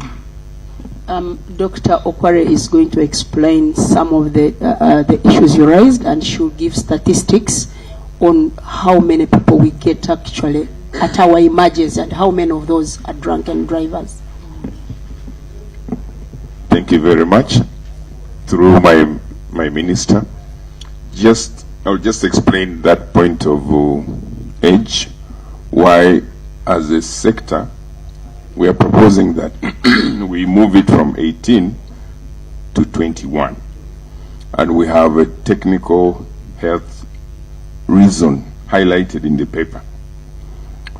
Growth of the brain continues beyond 18 to about 21 to 25. The brain is still growing. And alcohol can affect the growth of the brain. That's why we are saying, let's protect the brain. And that's our proposal, and we have a technical explanation for it. Because of the brain, which is still growing in these children, let them not drink alcohol. If they start alcohol at 18, a good proportion will have their brains affected, and that's going to affect them. And there is scientific evidence for that. Now, what happened before? No, in the before we are not looking at the development of the brain. No, in the bill, in the bill, the proposal is to start at 18. Yes. And for us, we are giving our view on the proposal in the bill. We are saying that there is evidence that this, if left to go, it will affect the brain of the growing children. Provision of the law before was maintaining the age of 18. Now you're moving to 21, not 18. You mean to say that the provision considered before was not taking care of the development of the brain? The provision. Are these latest development that have come by research in health or what? Yes. But we need and the original provision was total maturity. Total maturity of a human being. But here we are dealing with alcohol, which specifically affects the brain, which is still growing. And Professor... Read to us in writing something in detail on that particularly. You can write to us. I am appreciating the information, but give a written information particularly on that, because it relates to the age that is very sensitive that members may need to take decision on. Sorry, can I just add on to that? The question is, the earlier laws were based on the age 18, and rightly so, because the understanding of the functioning of the brain has developed over time. Thank you. And the 1990s actually is known as the decade of the brain. That was around the time that the scans, brain scans, the PET scans showed how the brain develops. And so any issues before 1990s were not really based on scientific evidence. Now about the age, in adolescence, the brain begins to prune, the neurons begin to weed themselves out, so that what is left is the mature brain, as we know of an adult who is supposed to behave like an adult. But this pruning goes on up to about 25 years. So if you begin to take alcohol in the process of the pruning, when the pruning is taking place, and you're also taking alcohol, you're actually telling your brain that it is okay for you to be able to strengthen the rest of the connections and the neurons, because the functioning of the whole body depends on those connections. So if at the time of throwing away the unwanted neurons and you are left with that ones that will help you behave as an adult, that is the same time that you're taking alcohol. It is the alcohol that is going to help in strengthening the rest of the neurons. And what does that tell us? That tells us that this particular person is more likely to continue taking alcohol in adulthood and therefore more likely to become dependent. I hope that is clear. Yeah, thank you.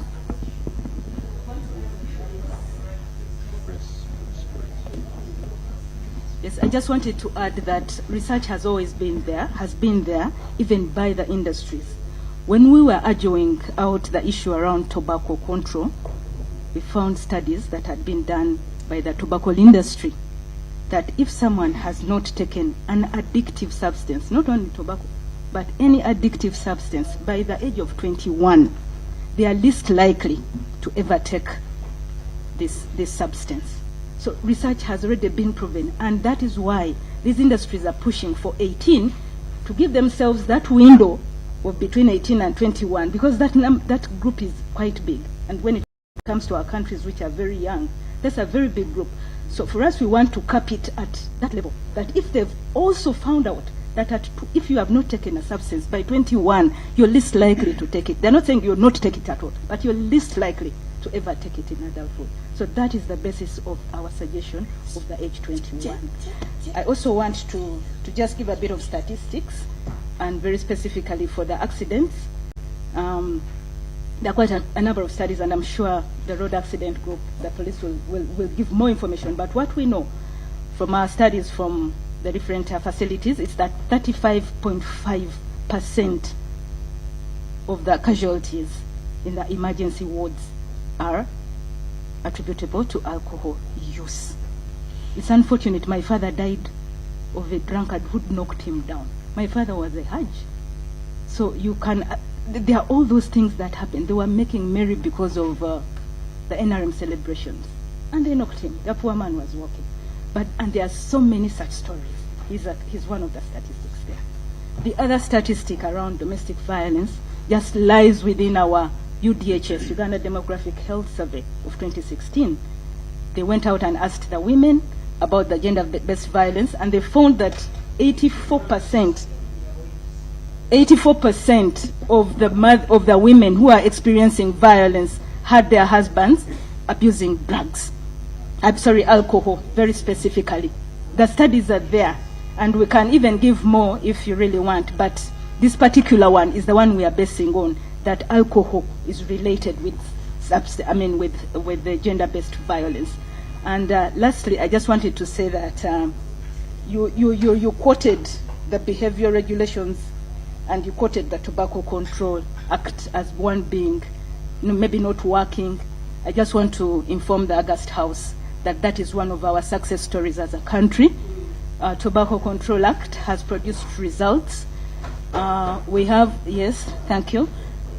We have managed to bring down the prevalence of tobacco use from 22% in 2011 to it was 17.5% in 2016, and the latest one of 2020 we're at 11.3% among young people.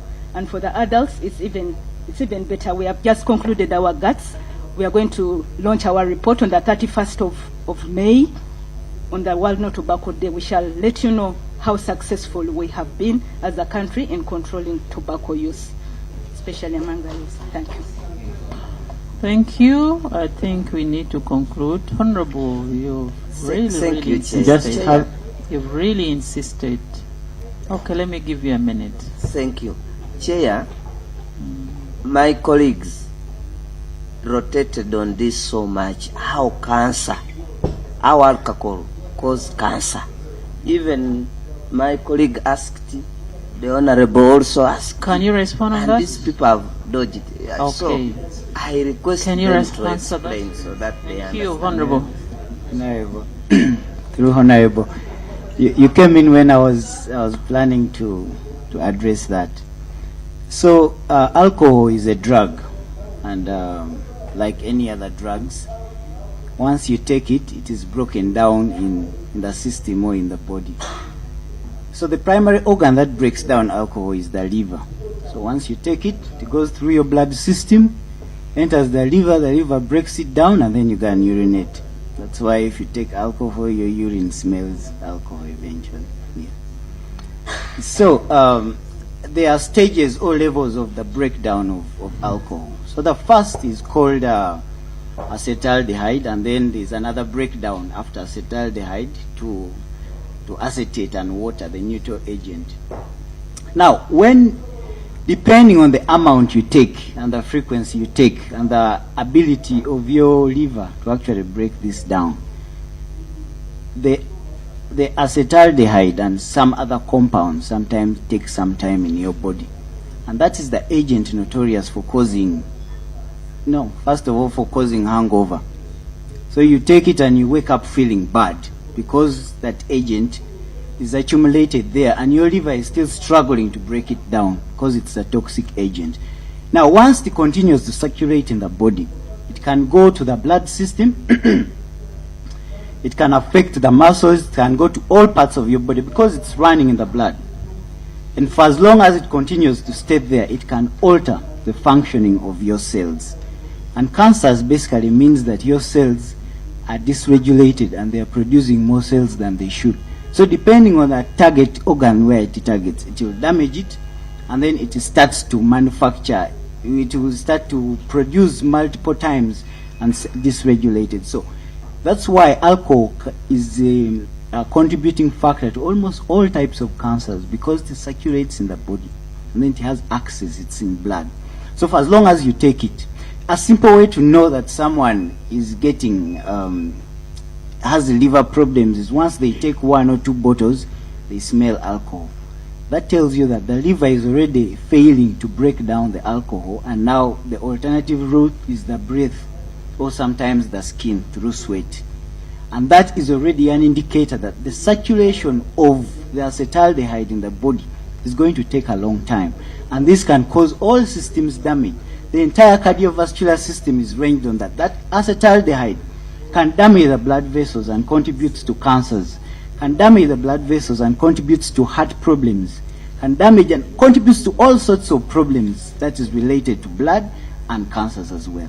And that is the link between alcohol and cancers and all the other cardiovascular diseases. So I hope that is very clear. And how does it go to children now, for my question? So there are very many other causes, and I think someone pointed it that is alcohol the only problem that we have. I think if we continue to think like that, we shall have a problem, because we see a problem. Honorable members, assuming I think we all kept quiet asking to all the problems that we have in the world. The presenters were very clear. They didn't state that all causes of cancer comes from alcohol. It was very clear. Let's appreciate this. I want to request the presenter, Ministry of Health, that piece of information with regards to alcohol contributing to cancer is very vital for us. Can you submit that in writing to the committee by close of business tomorrow? That's very important. Statistics, clear statistics. We need those. Then on evidence of alcohol consumption between the age of 18 and 21. Please submit to us in writing by close of business tomorrow. The committee needs it for our decision. Honorable Minister, can you conclude? And I want to hear you in your conclusion whether you agree with the mover of the bill on the exemption provision A, B, C, D as written down, or you prefer that we delete them? Is that the one we said they did? The administration or sale of medicine containing an alcohol drink for medical purposes and in accordance with National Drug Policy and Authority Act. Should we delete this, in your opinion? Because you said alcohol has no The director benefit say that. to health.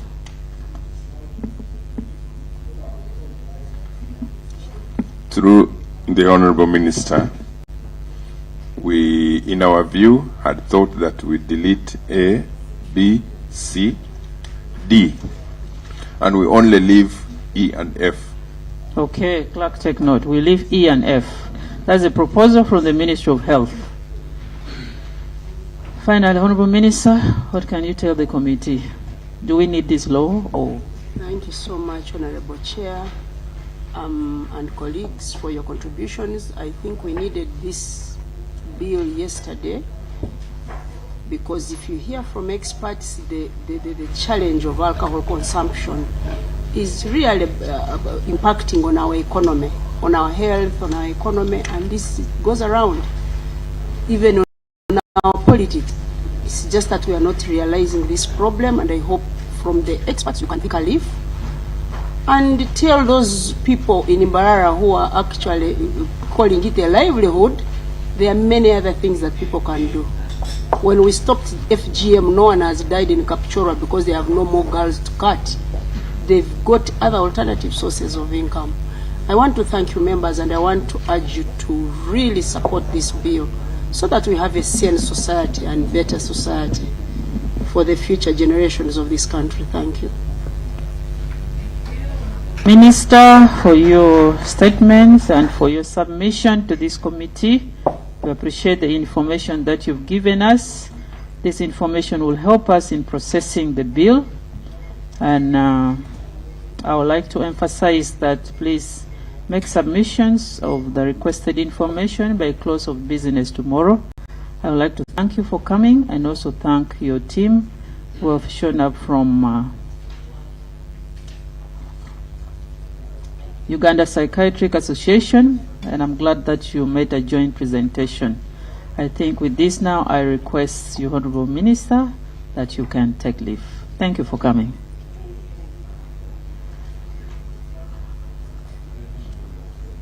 I will not allow any member to accompany the minister outside because we are few. Okay, Honorable Mejuke, you can escort the minister out.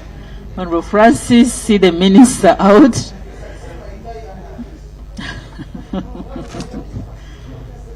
Honorable members, I recognize the presence of the Minister of Education, who is already in the sitting here. The Minister of Education and her team are here. I am also aware that we have the Interreligious Council here present, and they came very early. Opinion, how do we proceed?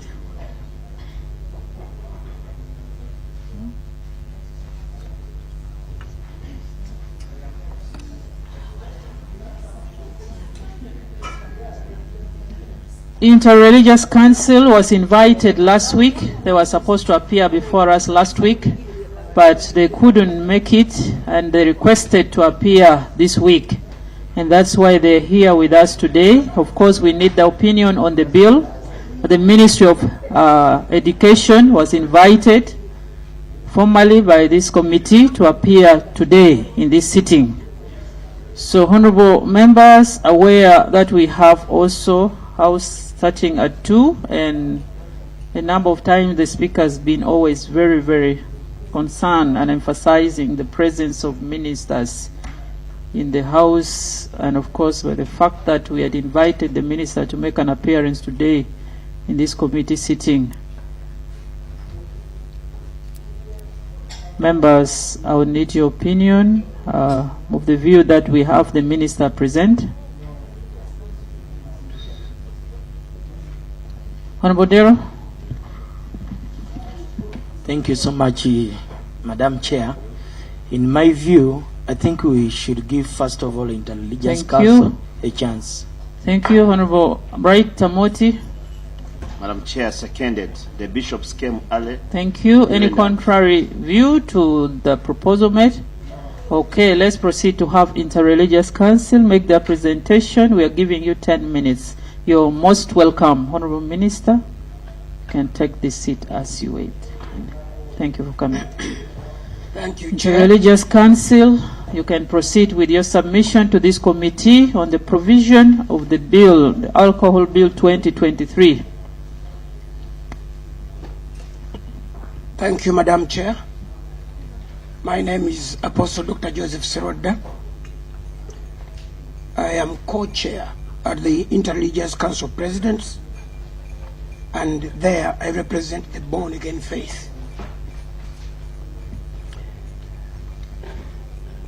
Chair and members, at the beginning of this meeting, someone rose on a point of procedure, complaining about the presence or the absence of news reporters. We at IRCU may not seem to make news, but we do make a lot of sense. We also own over 20 media houses. Procedure, Madam Chair.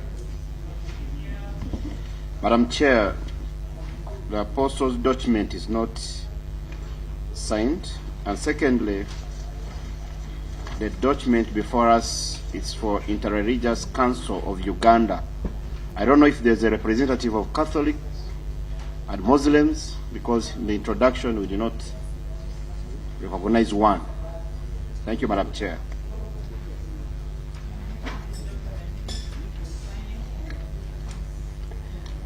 I was coming to that, Madam Chair. I have a signed copy for you here.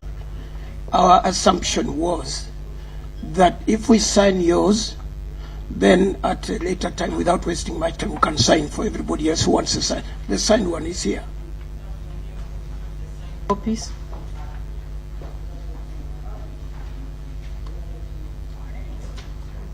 Proceed, you have 10 minutes. Further procedure. Further procedure. Madam Chair, I'm a little bit confused. My assumption is that when the speaker was speaking, he said at the beginning of the meeting, somebody made a statement. I want to assume that the meeting with the Interreligious Council has just started now. Which meeting is he referring to? Because he has just started now, he has done the introduction. So I wanted to, is he proceeding well when we've just started the meeting and I've not heard of any other utterances as he has said?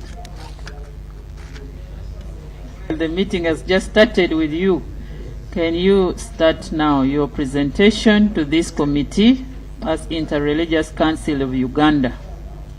What is your opinion on the bill?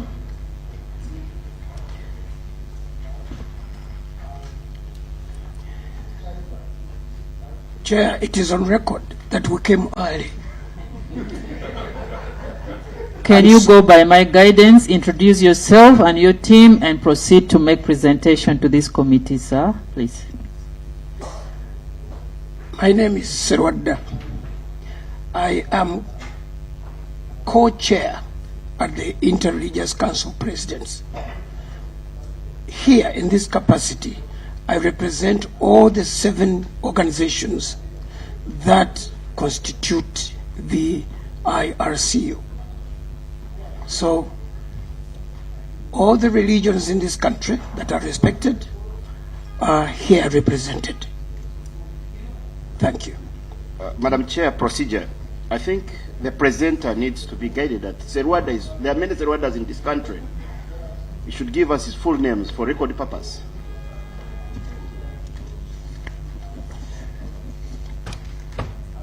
Can you clarify that and proceed? Yes. Apostle. My name is Apostle Dr. Joseph Serada. Thank you.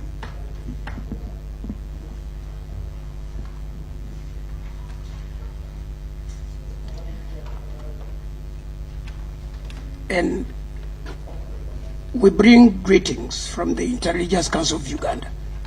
Thank you. We are honored for every opportunity to engage with Parliament, the Parliament of Uganda, on matters that impact on the people we lead, matters of religious freedom and values as a country. It is in this spirit that we extend our gratitude to the chairpersons of the Parliamentary Committees on Health and Tourism, Trade and Industry, specifically for giving the Interreligious Council of Uganda an opportunity, an appointment to present our thoughts on the Alcoholic Drinks Bill 2023. The Interreligious Council of Uganda is mindful of the international, regional, and domestic regulations stipulating on alcohol, specifically those that seek to control the usage of alcohol. The recommendations of the Interreligious Council of Uganda are informed by the different opinions of IRSU member bodies, gathered from the different regional consultations by the IRSU in the Rwenzori, Toro, Ankole, Teso, Bugisu, Busoga, and Buganda sub-regions between 2022 and 2023. In these consultations, all the participants were concerned with the need for regulation of alcoholic and narcotic consumptions. They did request the Interreligious Council of Uganda to take up this matter as a matter of national importance for high-level advocacy, hence the opinions we're going to present. The IRSU has been able to review the Alcoholic Drinks Bill 2023 and made recommendations clause by clause to the bill. The IRSU has proposed additional recommendations to areas not specifically covered in the bill, which, in the opinion of the Council, should be captured in the bill. The IRSU has made specific reference to the following instruments. 1. The World Health Organization's global strategy to reduce harmful use of alcohol. The WHO, through this strategy, provides guidance to member states on evidence-based interventions to reduce alcohol-related harm. I wish you could proceed to general observation. 3.1. Thank you. General observations of the IRSU regarding the bill. The IRSU is therefore not opposed to the bill and believes that once its recommendations are mainstreamed, the bill will go a long way in dealing with challenges associated to alcoholism. These are the observations. 1. In respect to the penalties proposed in the bill, the penalties seem to be more punitive than corrective in nature, especially in respect to the term of imprisonment and fines proposed. The RSU recommends the introduction of corrective and reformatory measures to allow for reformation, rehabilitation, retribution, deterrence, and restitution. 2. The IRSU opines that government should address challenges associated with alcoholism as a moral issue than a legal issue.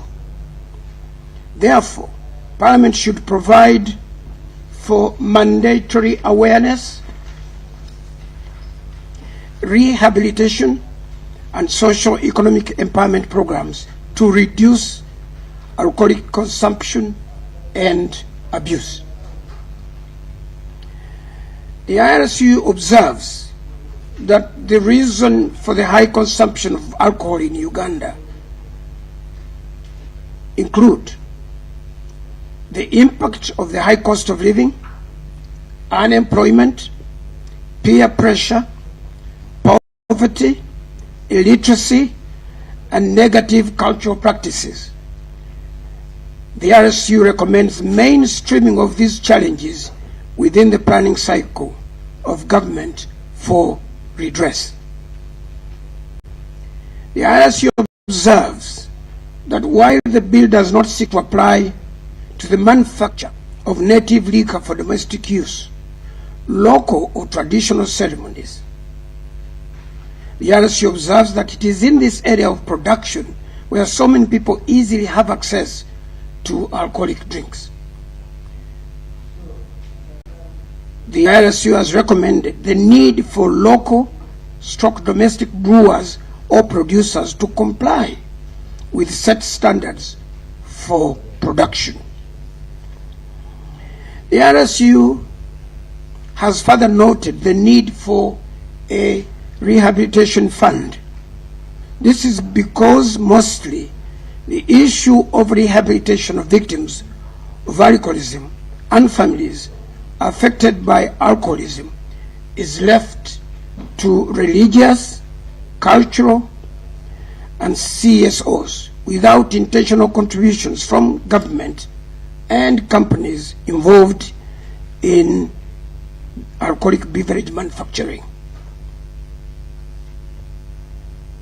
6. Economic and social impacts of alcoholism and alcohol consumption are here mentioned. In drafting and debating of the bill, Parliament should take cognizance of the economic and social impacts of alcohol in the society as a whole. The Interreligious Council of Uganda took cognizance of the growing numbers of accidents in Uganda with a bearing on drunk driving, the increased cases of domestic violence arising from alcoholic consumption by spouses, the alarming rates of school dropouts, addictions among young people, high rates of mental disorders, and abdication of parental responsibility, among others. Non-regulation of use of alcohol can lead to an increase in health problems such as liver disease, addiction, mental health disorders, and fatal alcoholic syndromes. Furthermore, alcohol abuse can lead to social issues like domestic violence, crime, unemployment, poverty and family breakdowns, public disturbances, among others. Alcohol abuse places a significant economic burden on healthcare systems, law enforcement agencies, and social services through the costs incurred. A summary of the recommendations of the Interreligious Council of Uganda regarding the bill that is before us. The Interreligious Council of Uganda, while at a consultative meeting with the movers and the seconders of the bill at Parliament in 2023, made the following recommendations regarding the bill before us, 2023. 1. Restrictions on alcoholic persuasive advertisements. The IRSU noted with concern the different advertisements regarding alcoholic drinks on different media outlets. IRSU advised that just like it was with the Tobacco Control Act, it is important for government, through this bill, to restrict or ban alcoholic drinks persuasive advertisements in both print and audio visual media. This will deter young people from being attracted to alcoholism. The ban of sale alcoholic drinks packaged in polythene. The RSU noted that the continued packaging of alcoholic drinks in small polythene bags has made it easy for children and the youth to easily access alcohol. We therefore recommended a ban on the sale of alcoholic beverages in polythene packages. The bill should specifically capture that. Establishment of a rehabilitation fund. All manufacturers and distributors of alcoholic drinks should mandatorily contribute to this fund. The RSU noted that the state and private entities have incurred the burden of rehabilitation of those affected by alcoholism without a direct contribution of manufacturers and distributors of alcohol. RSU requested for a special fund for rehabilitation where dealers in alcohol can make contribution to the fund. The fund should be managed by the Ministry of Health for purposes of rehabilitation of persons affected by alcohol. Voluntary contributions to the fund should also be encouraged. Regulation of alcohol by two-line ministries. The RSU recommended that in the interpretation clause and the clauses which vest powers to a minister to regulate the manufacture, distribution, and sale of alcohol, this responsibility should be vested in two ministries. That is, Minister of Health or Ministry of Health, since alcoholic consumption and its effects present more health issues than the business element. Then the Ministry of Trade, Cooperatives and Industry should also be concerned with the issue of licensing, distribution, and manufacture. Regulate the time for sale of alcohol. The RSU was alarmed by the fact that those who consume alcohol, especially in the rural areas, decide to do so even in the morning hours during the hours of productivity. The RSU recommends that just like in Kenya and other countries, the time for consumption of alcohol should be earmarked and enforced. For example, during working hours of the Interreligious Council recommended 5 p.m.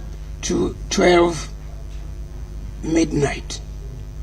A different timeline for weekends and public holidays should also be identified. This will improve on productivity and strengthen family ties. Restriction of sale of alcohol in the manner of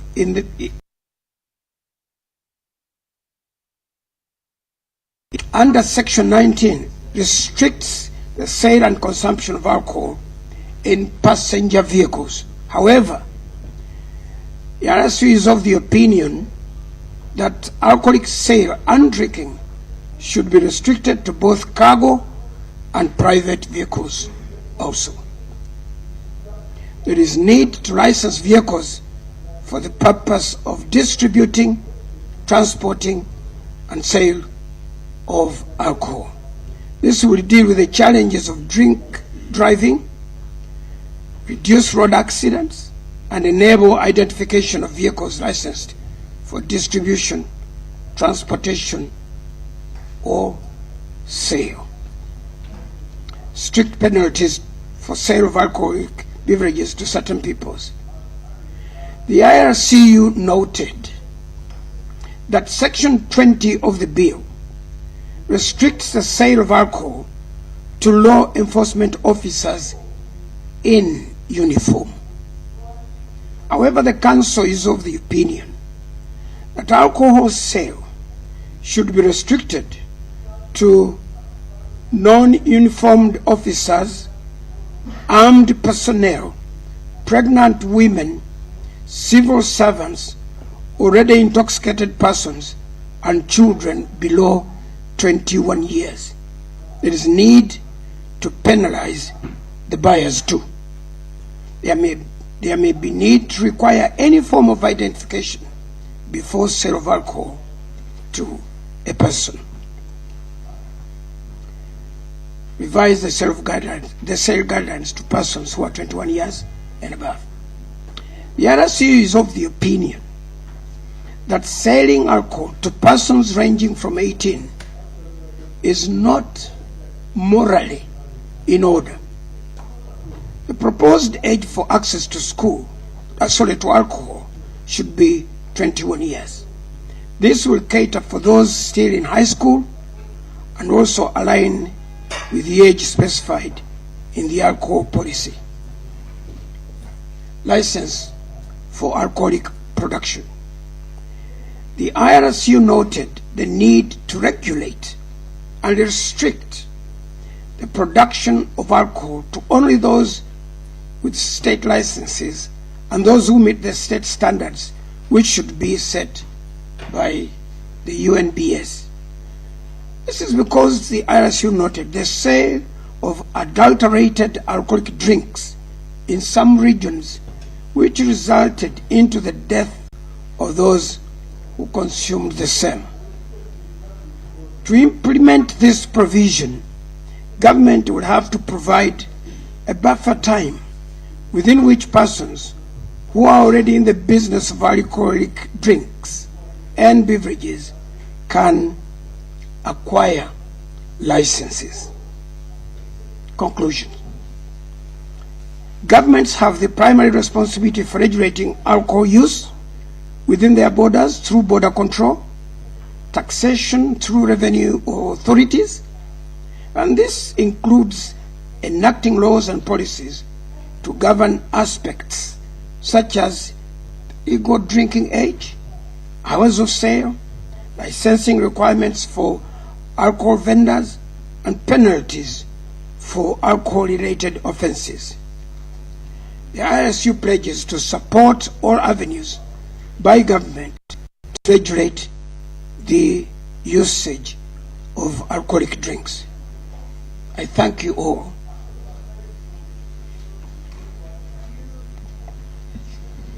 Thank you very much, Apostle Dr. Joseph Serrada, for your presentation to this committee on behalf of Interreligious Council of Uganda. Supplement, Madam Chair.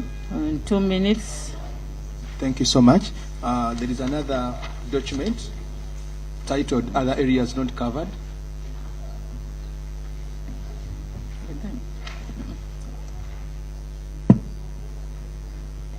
Item number 1 talks of the bill to be aligned with the policy, the alcohol policy. There are areas we had looked at. We looked at the Tobacco Act. We looked at the Succession Act. We looked at also the still Succession Act, but looking at specifically eligibility to make a will. And also we looked at the Marriage Act. Those are all pertinent areas, and they all talk of 21 years and above.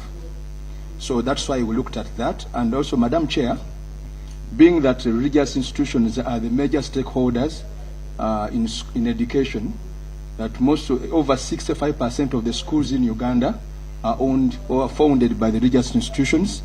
When we talk of the ages of 18, those are still our learners in school. So when you talk of the ages of 5 to 21, those are the school-going children in our schools. So we have to look into that.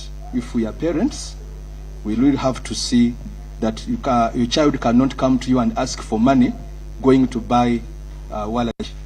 That is really bad to a parent, and it is a wrong element. Then also we looked at, I will identify the one which was left out by Apostle Dr. Joseph Serrada. That is item number 6. Item number 6, we highlighted that there is a need for an impact assessment. It shouldn't only be licensing, but there should be also an impact assessment. What is the impact before licensing and also renewal of license? So those are some of the areas. And also item number 4, we looked at that the bill should specifically spell out a mandatory approach to a mandatory. It should make it mandatory institutions to come out with policies banning any kind of sale or use of drugs within the school environment. So the bill should specifically come out to air that out, that no school environment shall allow the sale of alcohol. Basically, those are the few areas I can look at. Thank you. Good enough. Of Education is here, who she has taken note. In her submission, she'll also comment. Honorable members, I think let me give you time now. If there are questions to the presenters, this is the time. Not your comments, not your opinion, questions and clarification. If there is anything that you need to ask about, this is the time. I appreciate your input to this process. As Interreligious Council, you're advising Parliament to be concerned about the economic and social impacts of alcohol consumption, but also should take cognizance of the economic and social impacts of alcohol in society as a whole, which is, I think, good. We appreciate. Members, is there any question for Interreligious Council of Uganda? Yes. Honorable Tom Bright Amoti, and yes, after Amoti. All right. Thank you so much. I've been impressed by your presentation. Thank you so much. I have 2 comments. Observation number 4. You talked about IRCU observed that while the bill does not seek to apply for manufacture of native liquor for domestic use, local traditional ceremonies, observes that it is in this area of production where so many people easily have access to alcohol drinks. I do agree with that. You therefore recommend the need for local domestic brewers, producers to comply with the set standards. How do you think, in your opinion, my mother, who never went to school, is brewing the local Malua, Kwete, in the village, uneducated, in your opinion, to comply to the standards set by Uganda National Bureau of Standards, so that it complies? Because the brew is everywhere. You're saying even those ones should be brought to the market for compliance. The last one is on your summary of the recommendations, which are so great. Thank you so much.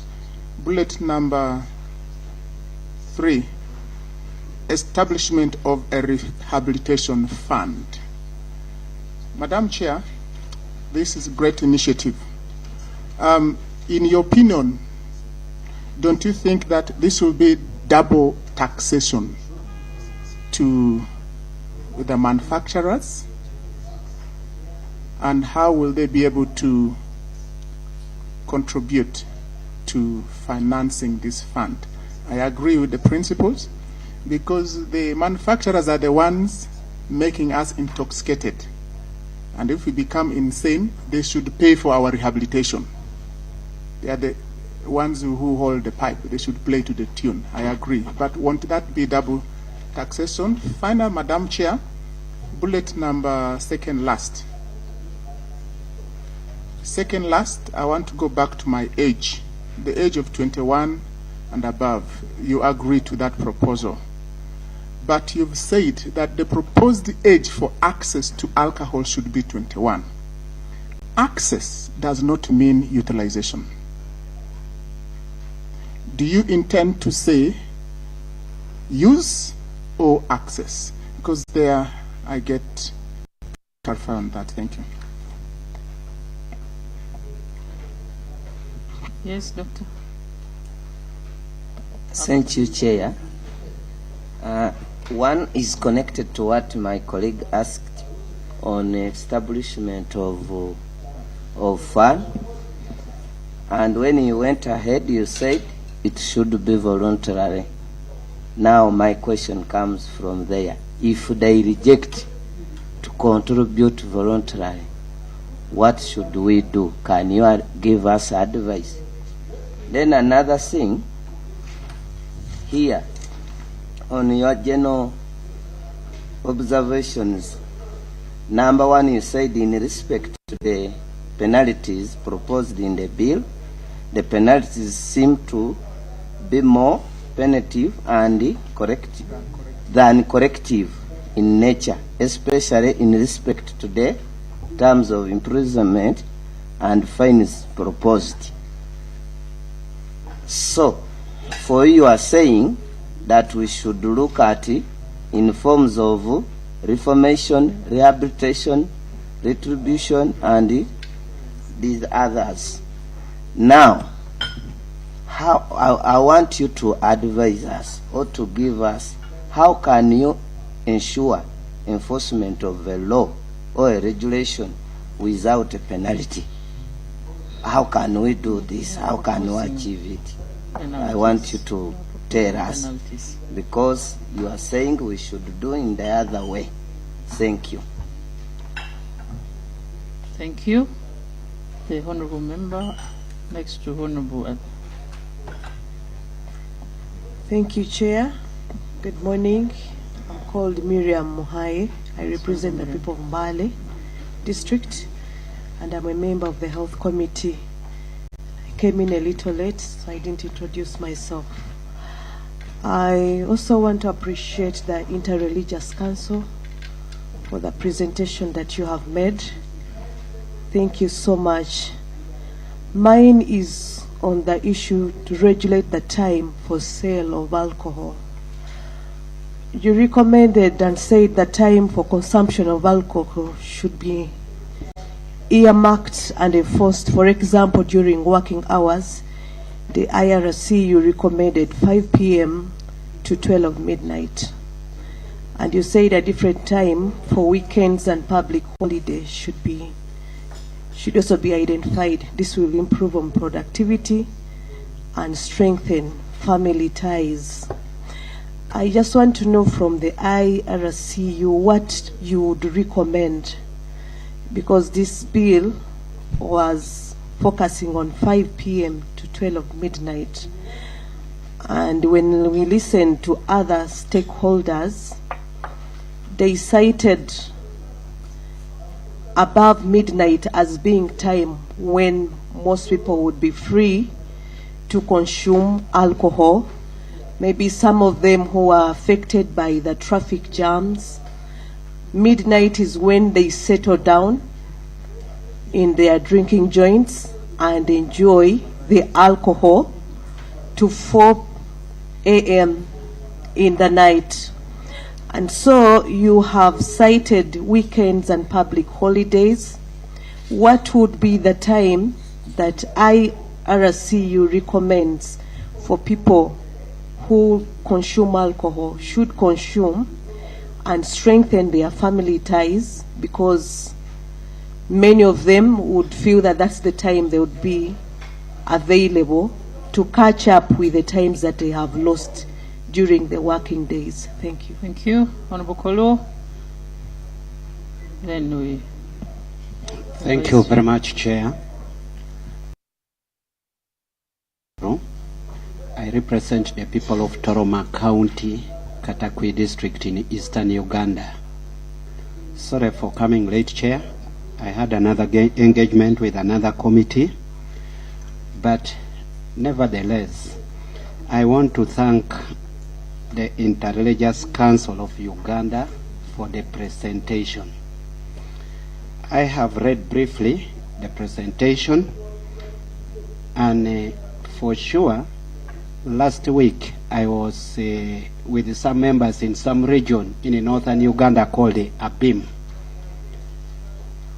If you reach there, when you even see the type of the people, you just see that the people are confused. And when you ask what is the reason, alcohol. Your question. My question to the Interreligious Council is the implementation of these local brews which are made from home, more especially the local waraji, in it also the alcohol, they call it ajon.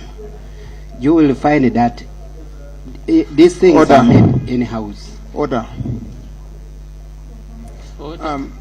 Madam Chair, after listening carefully to my colleague, and assuming I'm a member of parliament from Abim, it puts an impression to the entire country that the whole district and the constitution, the constituency, is confused. And this puts an impression that there's a confused district or whatever in the country. Is the member really in order to insinuate that my entire Abim, even when the pastor lands there now, he will see people in the garden? The honorable member, I think, did not use the right word. Chair, maybe I didn't use the right word, but for sure. Honorable Kolo, otherwise we'll ask you to present evidence, statistics. Okay, I withdraw, Chair. Can you sharpen your question and conclude? So the question was the implementation of how we can control these people who make alcohol in their houses, especially that ajon and the waraji. Then maybe lastly, you didn't include on the restriction of the alcoholic in all manners of vehicles. I think you should include also the borders, because for sure, of recent, many people have died, and you will find that the person who's riding is taking this alcohol, including even the passengers themselves. I don't have statistics, but it has happened in my area and other areas. Thank you. Thank you, Honorable Bright. Finally. Thank you, Madam Chair. Madam Chair, allow me to thank the Apostle Joseph Serwada for the good researched paper. It's good in the beginning, he elaborated it well, that the main cause of alcoholism or overdrinking is about unemployment and others. And to me, some other presenters have tried to clarify to us that alcohol industry has employed over 10,000 people in this country who contributes to the development of our nation. And I wanted to know his view about that. Secondly, according to our constitution in this nation, anybody above 18 has got a capacity or a legal capacity to marry. And once you get married, you make your own decision. Now, do you think a person who is capable to marry whom you wedded maybe some time back has no capacity also to drink?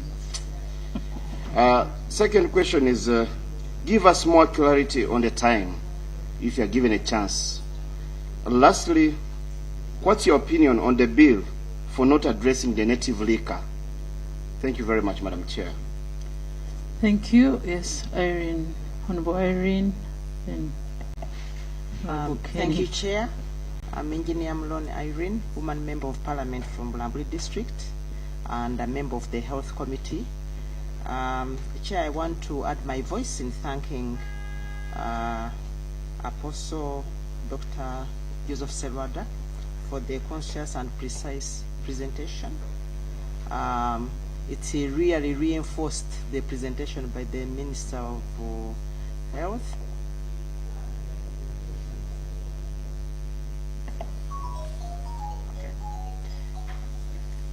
Okay.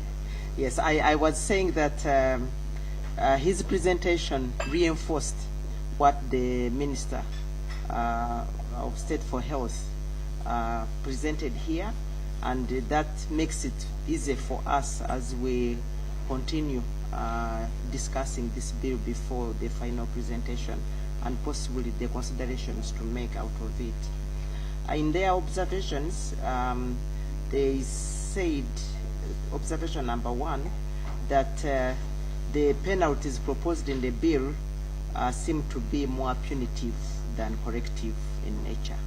And so they recommend that an introduction of corrective and reformatory measures would be ideal. My request is, could they go a bit further to propose in the line of corrective and reformatory measures for the bill? Thank you.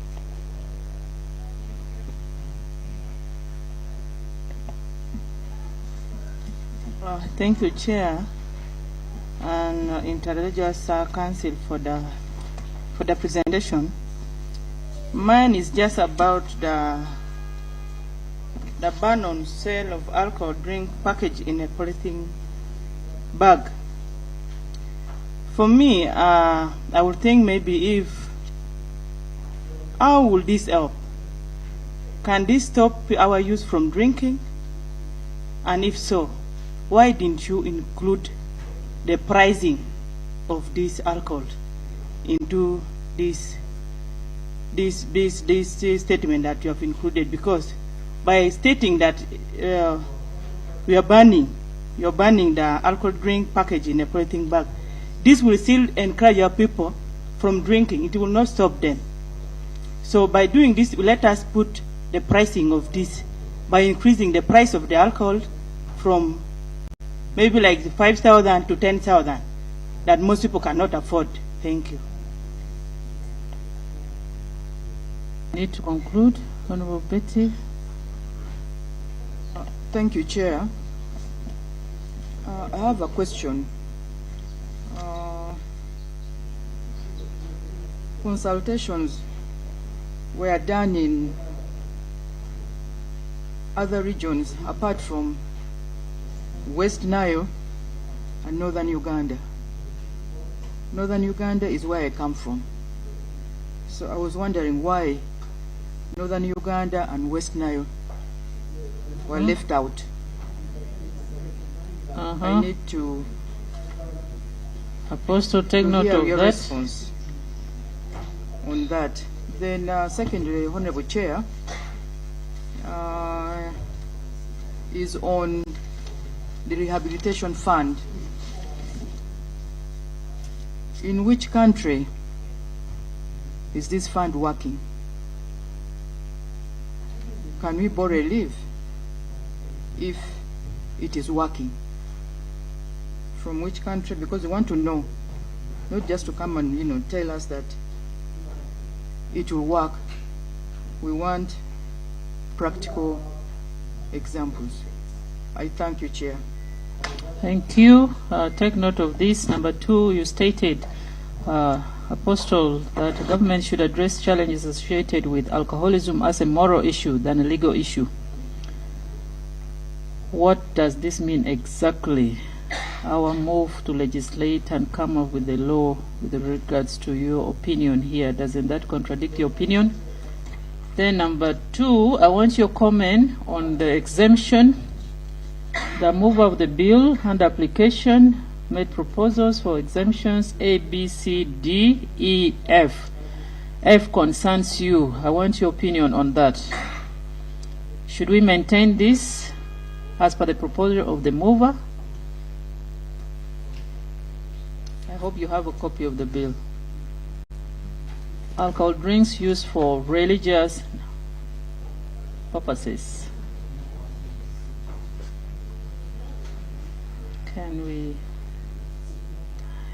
Let's proceed to have responses.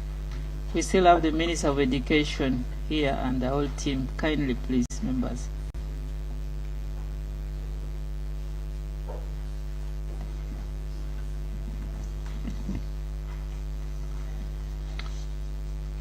Madam Chair, through you, allow me to thank all the members that have asked or queried what we said. but appreciated what we presented. That's very honoring and very encouraging, and I thank you all. I will fail if I try to say who said what, because I was busy looking at the points mentioned. But let me try to start from double taxation. When we talk about a levy or a fund in this bill, we do not want to put the pressure on only one person or one group of involvement. We are thinking state should contribute. It is its people. We are saying the manufacturers should contribute. They benefit financially and otherwise. We are also saying even consumers in a small way should contribute. The fund, therefore, should be voluntary in all aspects. Some of the people that will support this bill, if amended to this cause, will also be corporate social responsibility holders, people who love this nation and want it in a better state. So that's why we are saying let it be voluntary. We are not even saying let government pay this percentage or whatever, because at this stage, even information related to alcohol consumption in terms of who consumes what is still scanty, only that the rest of the world takes keen interest and has already given Uganda the #1 position in Africa, the 5th position in the world. And that to us is very alarming, that Uganda is known for that. So we request that if Parliament considers this very serious, you begin to think, and we cannot be the ones that think for you, you begin to think of making this happen. It seems to be the only solution to finding, the only way to find a solution to this situation. On the issue of the use of the word access and omitting the word use, we apologize. It should have been included. It was an omission, but it should be added. The use and access to alcohol. On the time that we have recommended, 5 p.m. to midnight, a mind was actually set for the working days of the week, the official working days of the week. We are not putting any pressure or legalization on public holidays. We are not talking about people who are drinking from their own homes or drinking with their families or having parties and all of that. We are restricting ourselves to days when everyone is expected to be productive in whatever they do. So that's why we talked about 5 p.m. to midnight, meaning that working days should be given priority, that you leave office at 5, and then from there on, if you want to go to the next pub near Parliament, or you drive to your area, and it takes you about an hour through traffic jam to get to your area, and you can drink from there, and then by midnight, the bars, the drinking pubs and all should begin to close, so that people can rest and go back and get back to work tomorrow. Science has proved that a person needs about 8 hours of rest. But if you have 5 hours and you have a really tough head, like most Ugandans, you can have 5 hours of rest and still perform very well the next day. So that's why we are thinking working days, Monday to Friday. Now, as concerns weekends, Parliament can extend our proposal and think about what should be of the weekend. If you want to leave the weekend open, of course we see that most people on Saturday, Seventh Adventists and others, will not go to drink. We are thinking that most people on Sunday will start with church. So we see a few things there that would vary, and that variety decides that you take care of the weekend. Let us talk about working times. The reason for the polythene bags sachets, as they call them, and all those, is the price is actually the point here we are trying to make. That when you put alcohol in small contents, you allow even the smallest, the poorest of our society to use alcohol. So we're saying if you ban that and somebody has to go for a whole bottle, then they will have to work harder to get a jerry can or so to intoxicate themselves. I think in our mindset, and I speak on behalf of the council presidents and all our board members, the idea is you cannot put an abrupt stop to this situation. You can only go slowly and regulate in areas where you see access, and then slowly and slowly we can control how much we consume, how much we lose in terms of time, and how much we lose in terms of work. That way, if there needs to be an amendment, it will then come later and see whether we've done well. What we are fighting now is our number one position as alcohol consumers in the whole continent of Africa. We want to walk away from that number one, possibly to number 15 before you end your parliamentary term, and then to the last 50 or number 50 or 52 by the time we came to the other one. So access is because of that. Has the fund ever worked anywhere? There are areas where it has worked, but those nations are nowhere compared to ours. We are thinking the UK, the US, and other places. Very big economies and very high control over alcohol. If you are caught drinking in the US, or if you're caught drinking driving, to start off, drinking driving 7 years, your license is revoked, your driving license. Things like that, measures we don't have. How would you put points on a Ugandan license? We don't have a system yet that would put punitive points on a drunken driving license. So those are issues that are somehow challenging for us to implement because they are hard.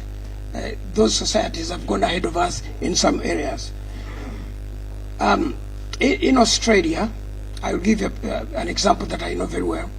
If you're caught, you've drunk to a certain level of intoxication,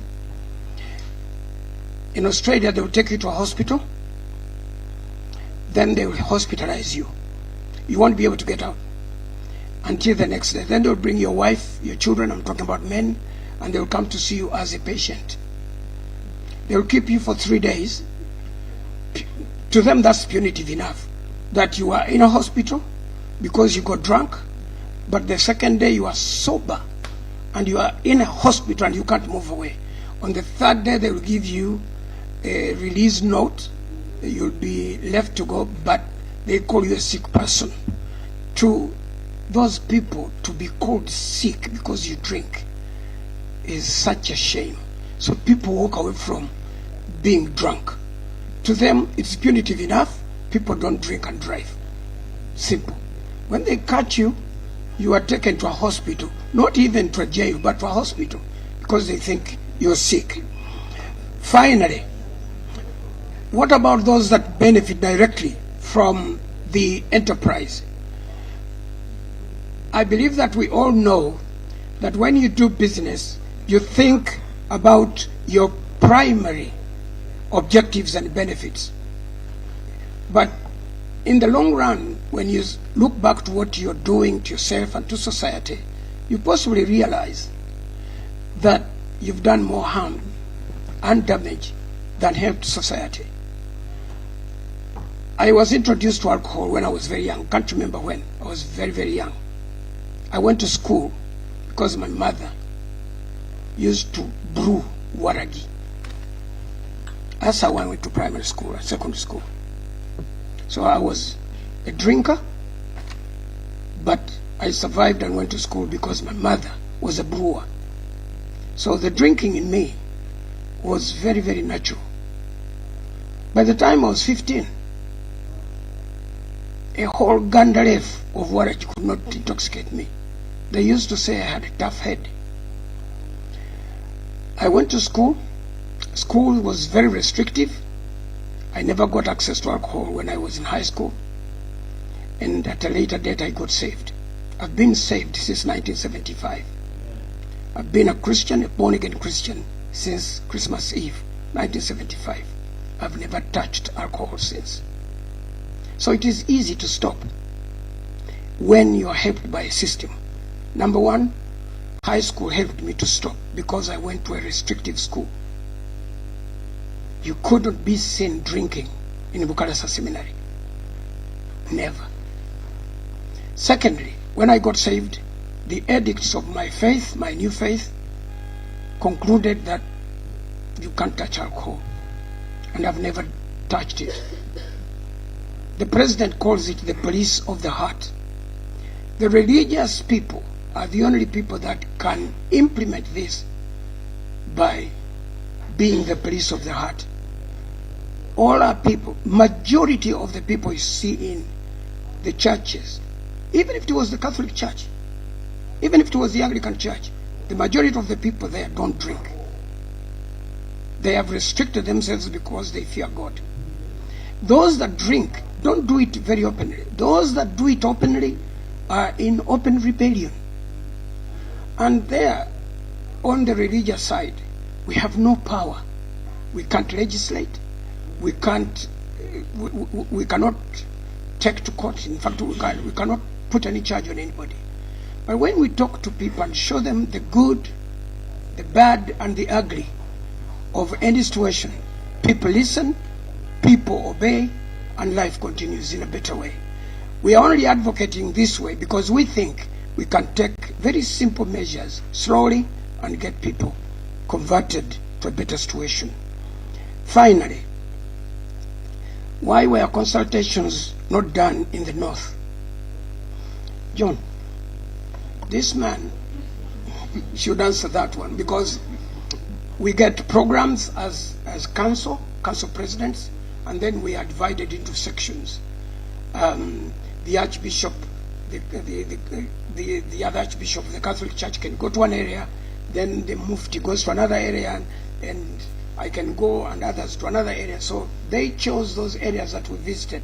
Please answer that question and save me the problem. Thank you, Apostle. We were able to hold regional consultations in the areas we mentioned, but as you know, most of these activities actually donor funded, and so this year we've been able to get funding from the International Justice Mission, and we are going to carry out these regional consultations, especially in West Nile and Northern Uganda, where we were not able to carry on these consultations. Yes, thank you. Madam Chair, there was a concern in respect to the penalties not being punitive. For us, we suggested that most of the times when we send people to the prison, we are congesting the facilities which are already congested.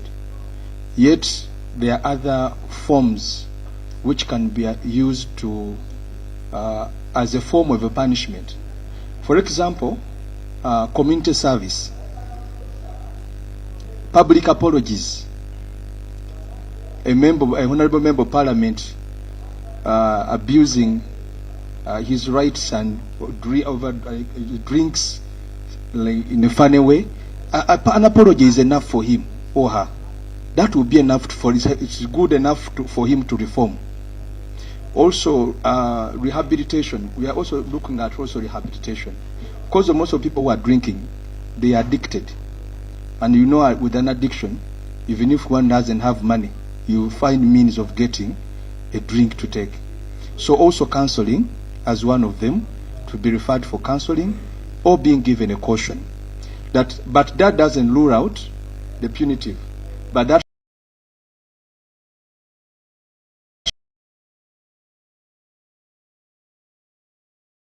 should also be considered in the bill.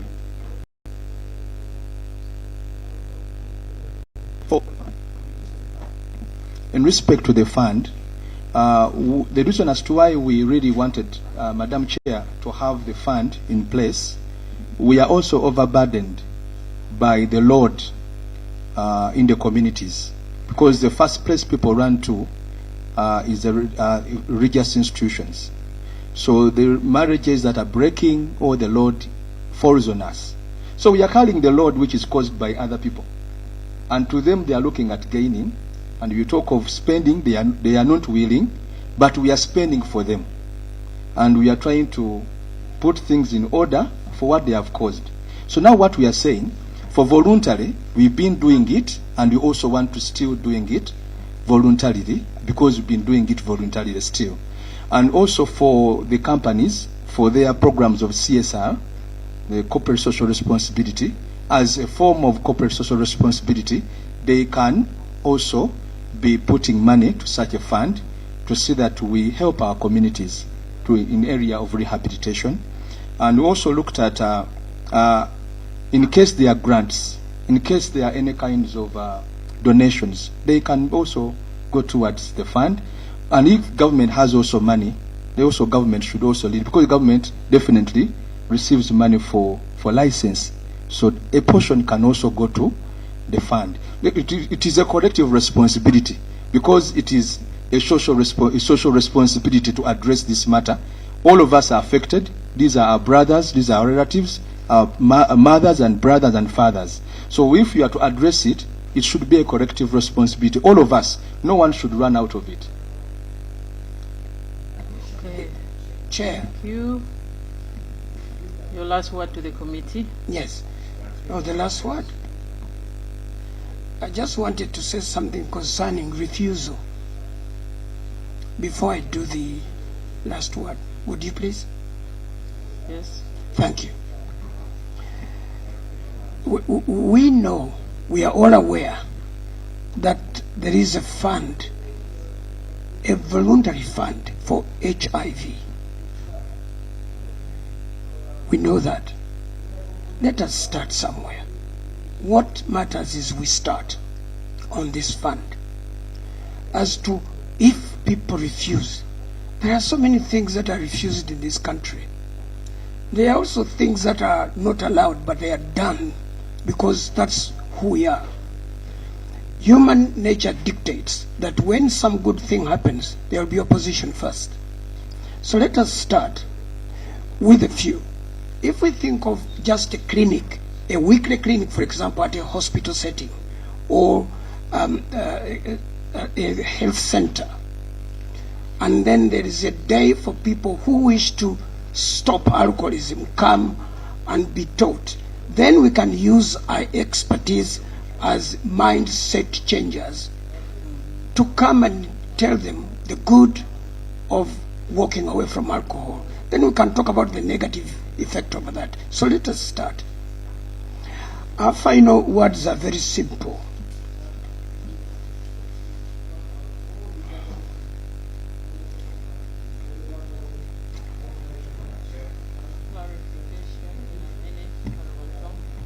Thank you, Madam Chair. Madam Chair, the last presenter insisted that the licensing should go according to the bill for Kampala, KCCA, and CAO and the town clerk.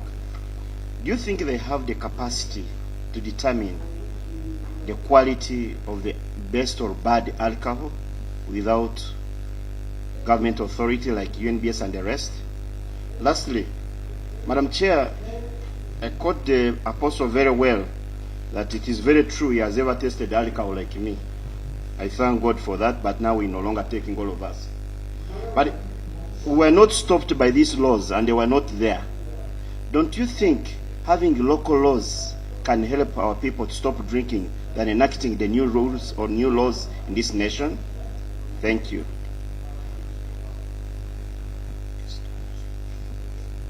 Thank you. The apostle has requested me to respond to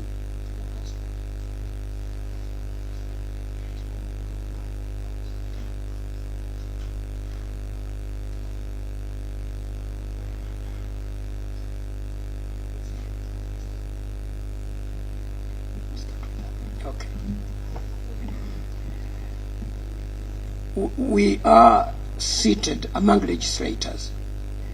Somebody said before, I can't remember when, that you are here to make laws. So we are asking that we follow within the ambit of your responsibility to make laws. Our recommendation is also for you to consider the alternative, which is the non-punitive but reformatory system, where, and of course you cannot establish it without a proper law. So even if we said, let us take these people slowly, let us reform them, we would need a law to even make that happen.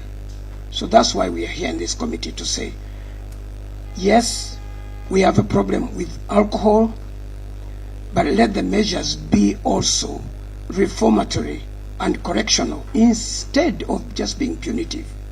The punitive measure is you are drunk, go to jail. You are drunk, go to, pay a fine. And you heard my colleague say, if a member of parliament stood before even a committee like this and said, I am sorry I was drunk yesterday, that is enough. We call that repentance. We call that contrition. You consider your state in your heart, and then you repent of that. That's what we are advocating for. For the first question, the local councils, the only challenge is not with the alcohol issue, but there are a number of issues that are on the ground in localities which need redress, and they require UNBS to be on ground. So our request would be then that UNBS be empowered to have officers in different localities. That way will help, because it is not all about alcohol. There are many issues that need to be regulated. Thank you. Thank you, Apostle and the Interreligious Council, for your submissions. I just wanted to give just some little information on your submission, because I noticed a number of the submissions that have been coming in are proposing a rehabilitation fund. Now, the bill that we have before us is a private member's bill, and by interpretation, a private member's bill has no charge on the consolidated fund, so it cannot host a rehabilitation fund in it. However, last year, Parliament passed the Narcotic and Psychotropic Substances Act, which provided for rehabilitation centers to be created across the country to address issues of substance abuse, which includes alcohol addiction. And therefore, this just to give you assurances that that will be handled under that act. There's also the Mental Health Act. Once Parliament appropriates, it should be able to address it. So I didn't want you to leave and later on say our views were not considered yet valid. Yes, they are valid, but they're already accommodated within the act that was passed last year. We just need to ensure that they are funded so that they are operationalized. Thank you. With this, we've come to the end of the presentation and response to questions by Interreligious Council. I would like to thank you so much, Apostle and your team, for your submission to this committee. I want to assure you that the information you've given us will help this committee in processing the bill. With this, I request that you take leave as we get ready, honorable colleagues, to receive from the Minister of Education and her team. Interreligious Council of Uganda, thank you for coming. Ministry of Education, you can take your position in the same line with the Minister. Those who should.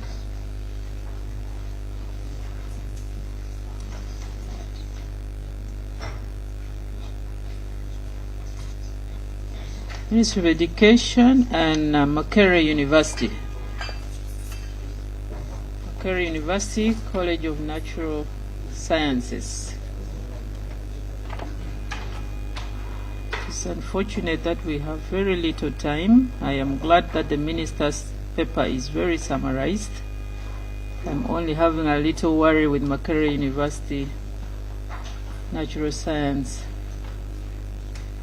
Your document is bulky, but I'll request you to summarize and speak to the actual issues with regards to the bill.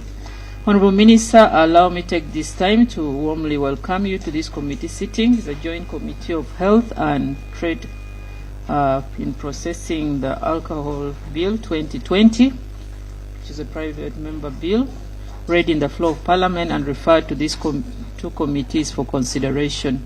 I'm sure that you received our invitation and you have made a copy of presentation to share with us.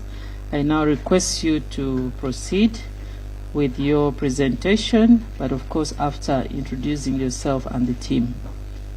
May you proceed, Honorable Minister.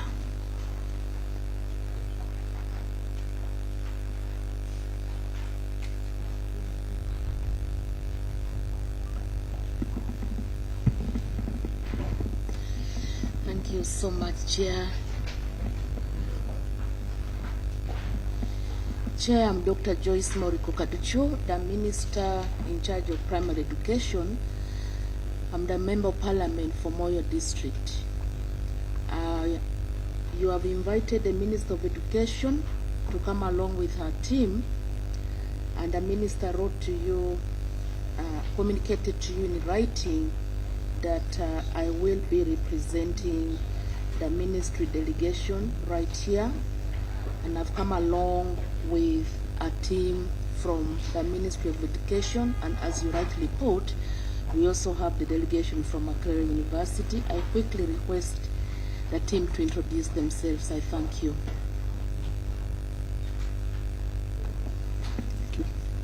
Honorable Chair and Honorable Members of Parliament, I'm called Winston Toombs Ireta, a Professor of Physics and the Principal College of Natural Sciences, Makerere University. Thank you, Chair. My name is Wabika Dauda. I work with Ministry of Education and Sports in the Department of Guidance and Counseling. I'm representing the Commissioner, Guidance and Counseling. I'm just conducting interviews for the teachers.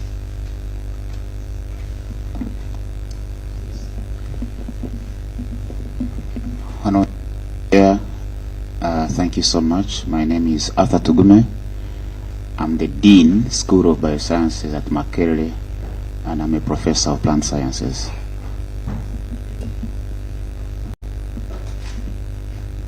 Honorable Chair, Honorable Members of Parliament, I'm Emmanuel Tebandeke, and I'm the Head, Department of Chemistry, Makerere University.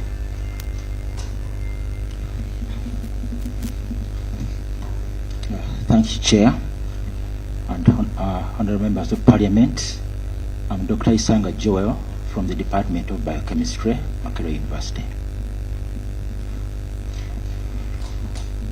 Honorable Chair and the members of Parliament, my name is Dr. Gabriel Kasozi from the Department of Chemistry, Makerere University.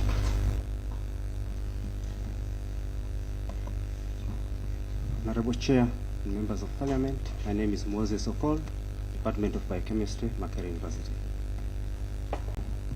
Honorable Chair, I'm Kisa Ambrose, Doctor of Biochemistry, Department of Biochemistry, Makerere University.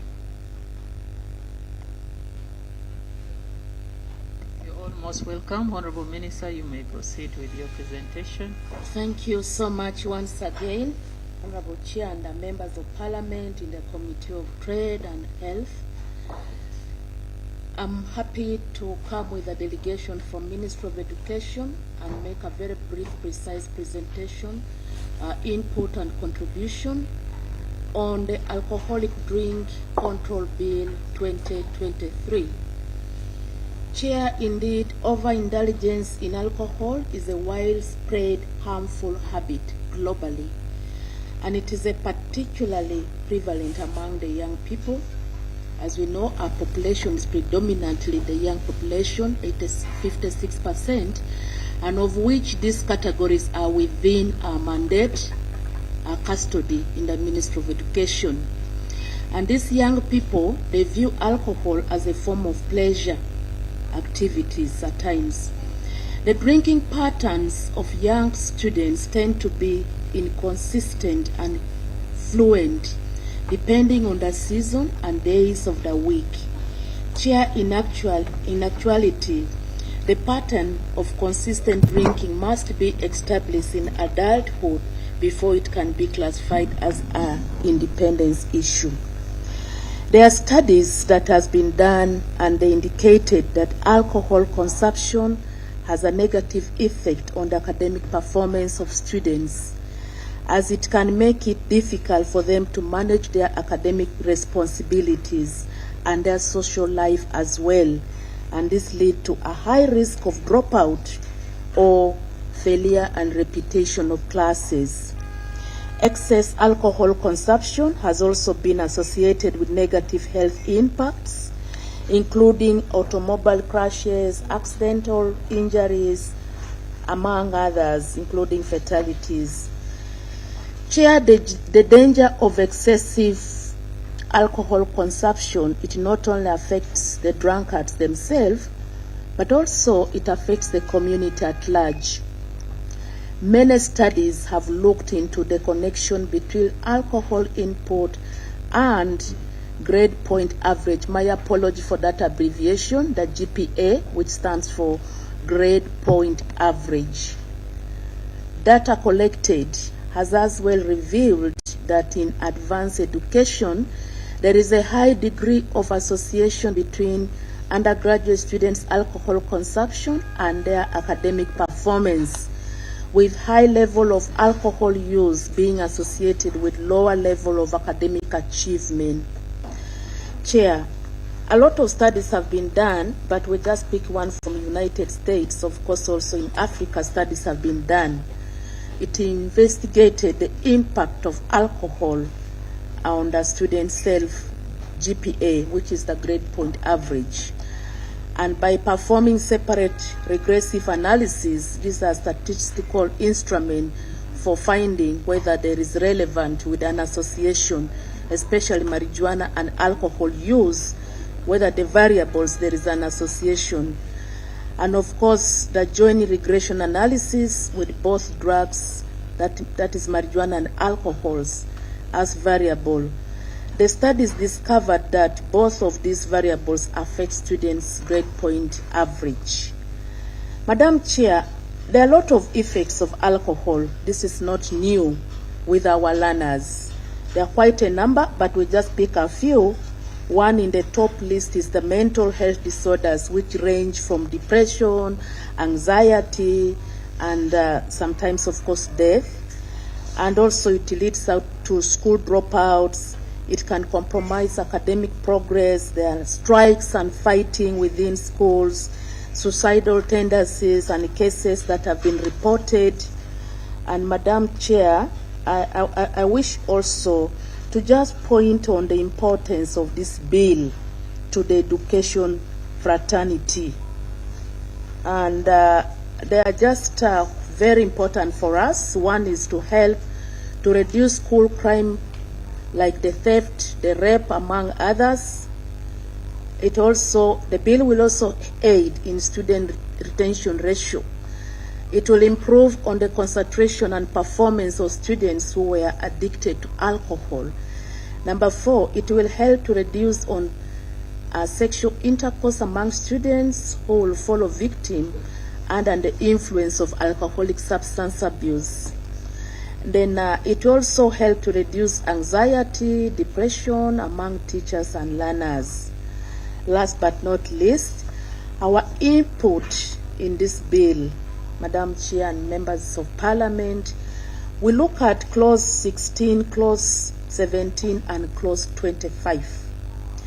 On Clause 16, Madam Chair, on the matter of display messages, our contribution is that 1, selling of all alcoholic substances within school education institutions should be prohibited. And number 2, in line with that, establishing of clubs or bars around education institutions should be regulated and determined by all stakeholders. Number 3, on Clause 17, our input is that alcoholic substance adverts should not be allowed around and within our education teaching institutions. And the last contribution, which is not there but very important, is on clause 25, which clause put on the age of sale of alcoholic drink to be 18 years. Madam Chair, aware that the Constitution of Uganda defines adult from the age of 18 and children below 18.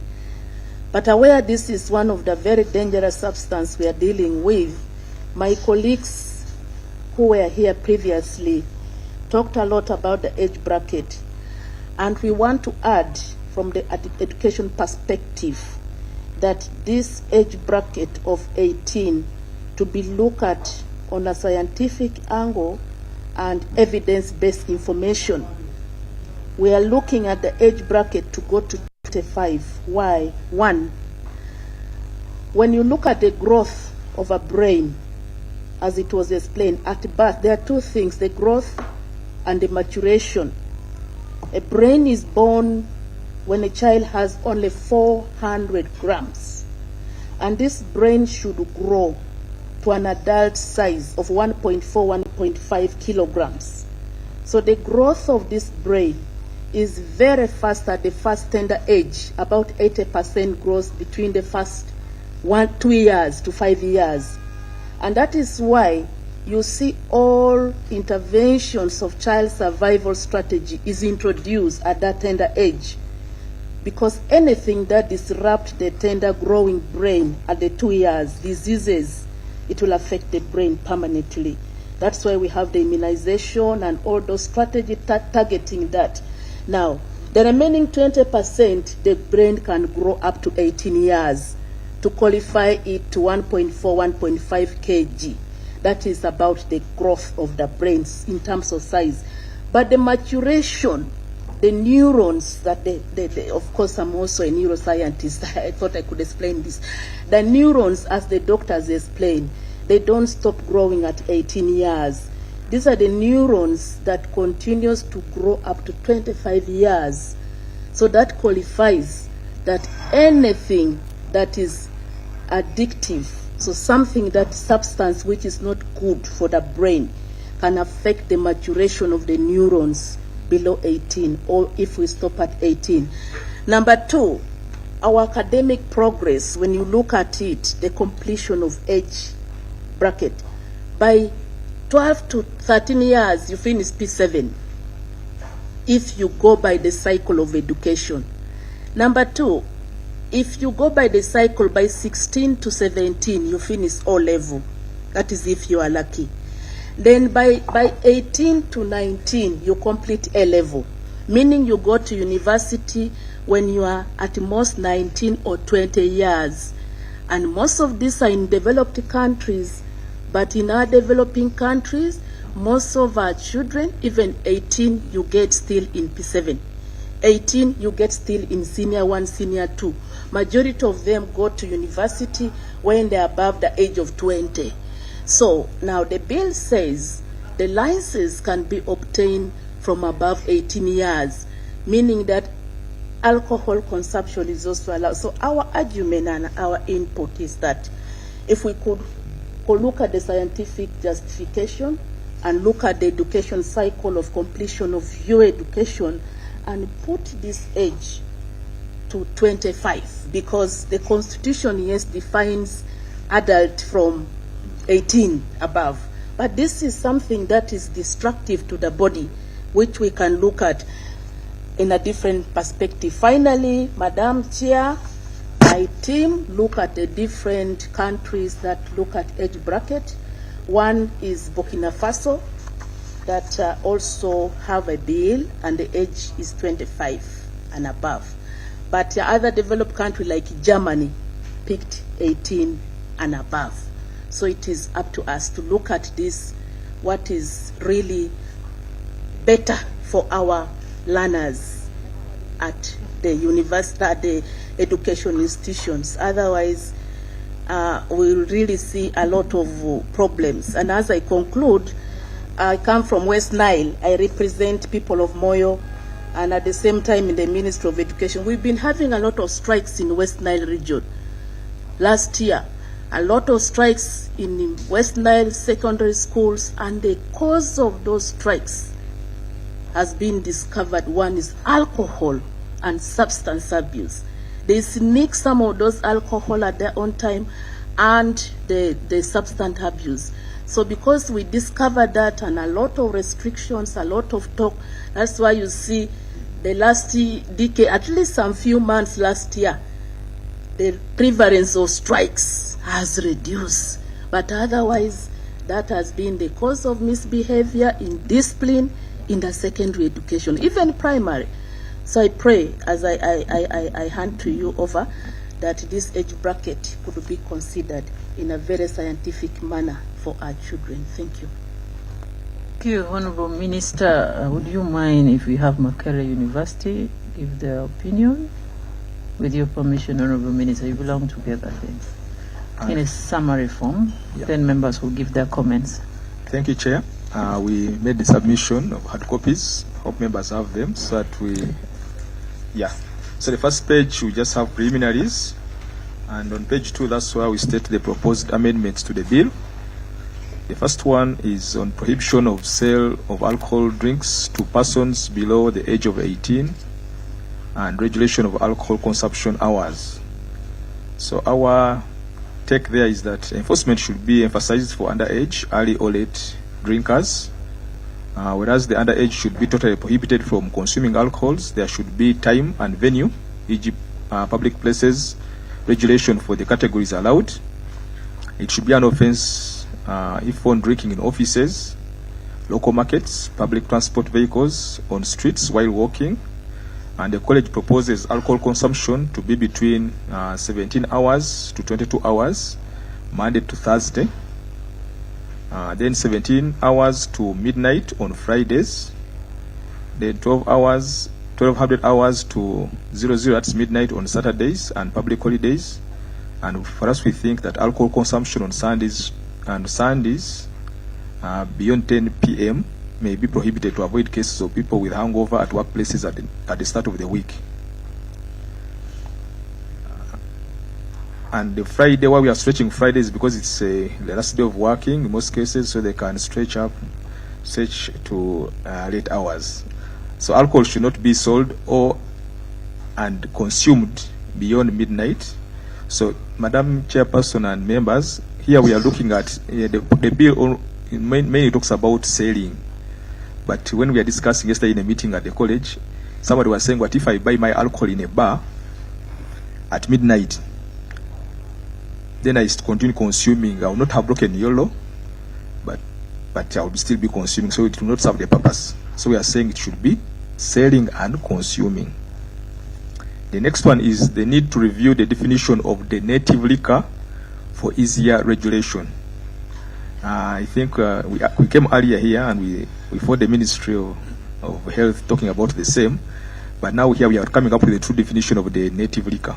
So there is need to review the definition of native liquor, which is used in several sections of this bill.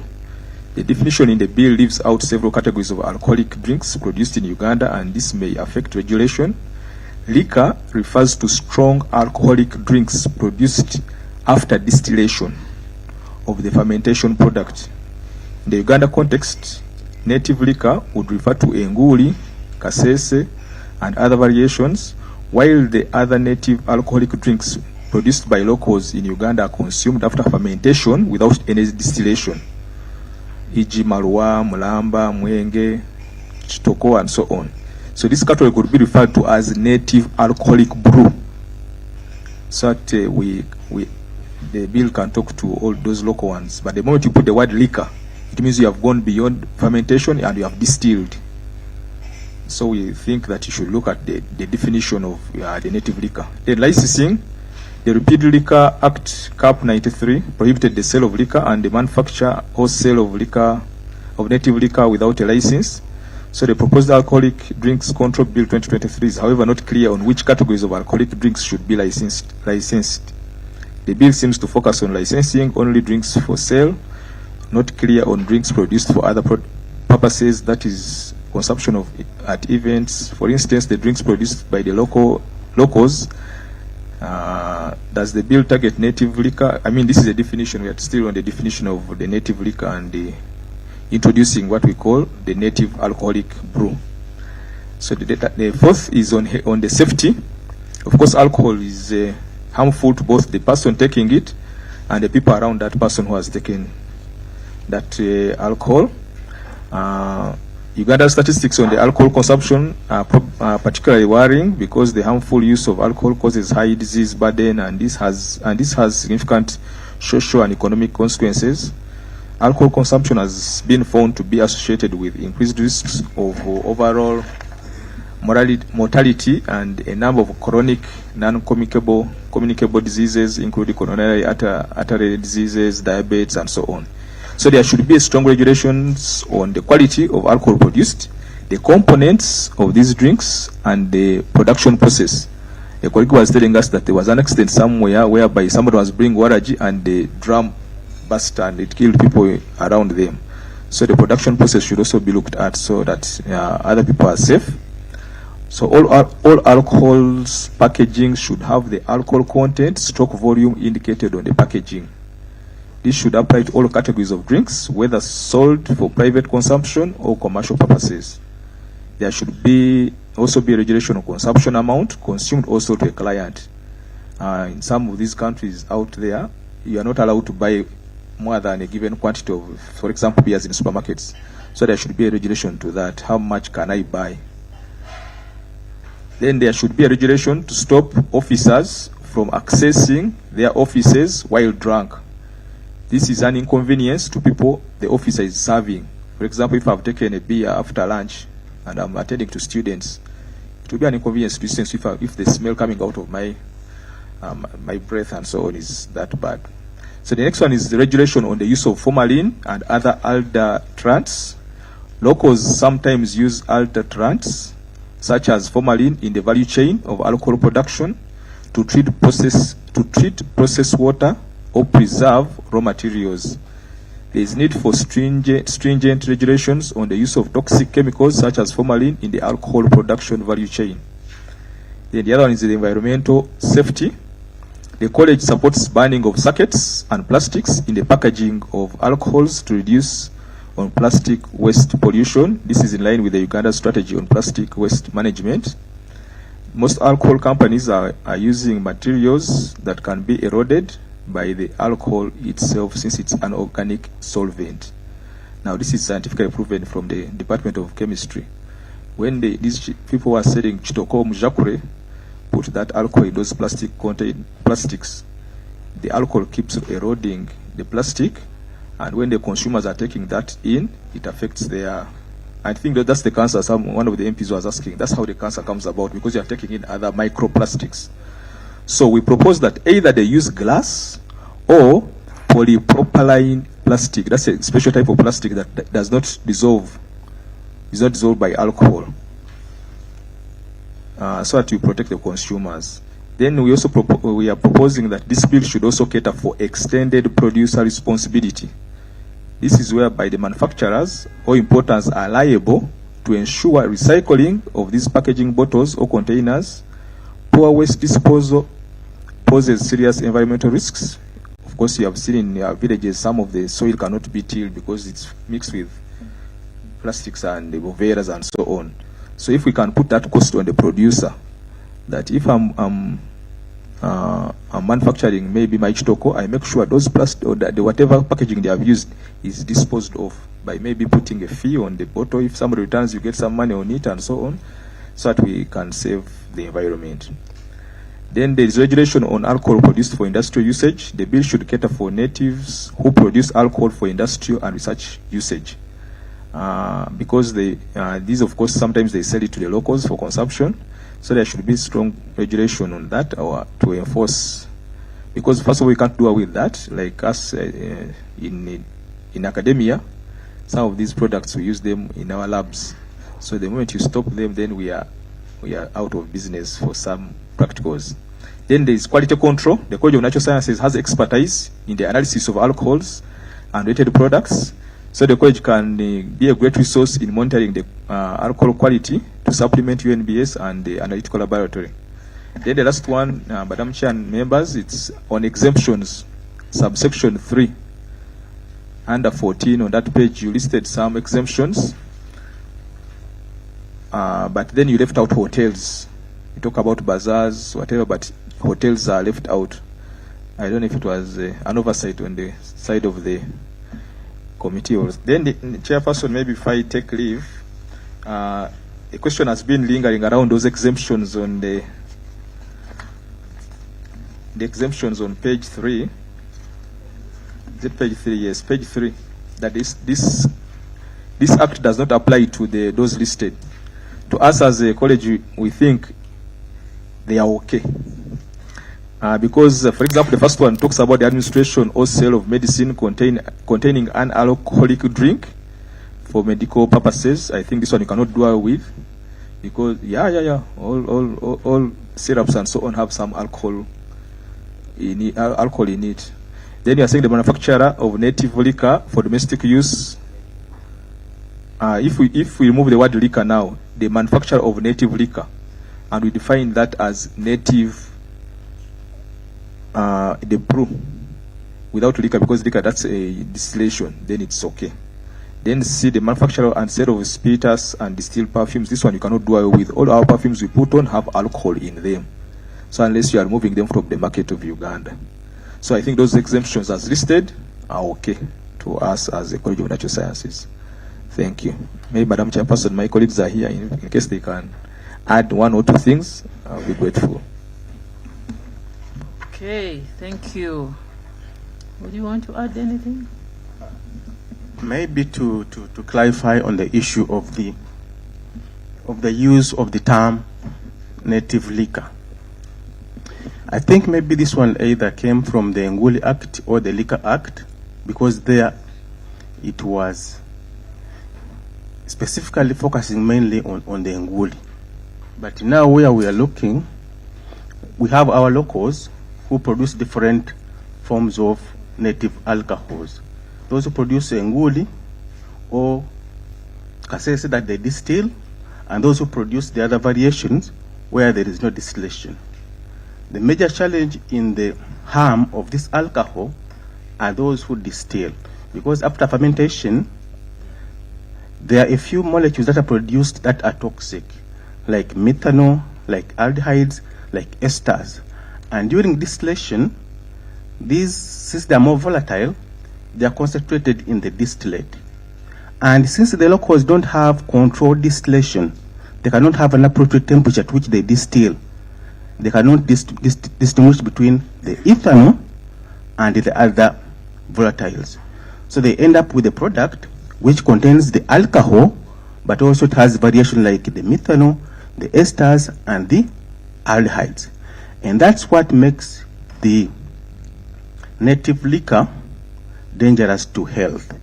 That the artisan distilling has no control of the processes that can separate the other toxic volatiles from the ethanol that they want. And actually to make it worse is that during distillation, the methanol and the rest come off fast. But usually they put it in the container, and once the ethanol also come off, they get the first distillate and add it to this one to increase the potency.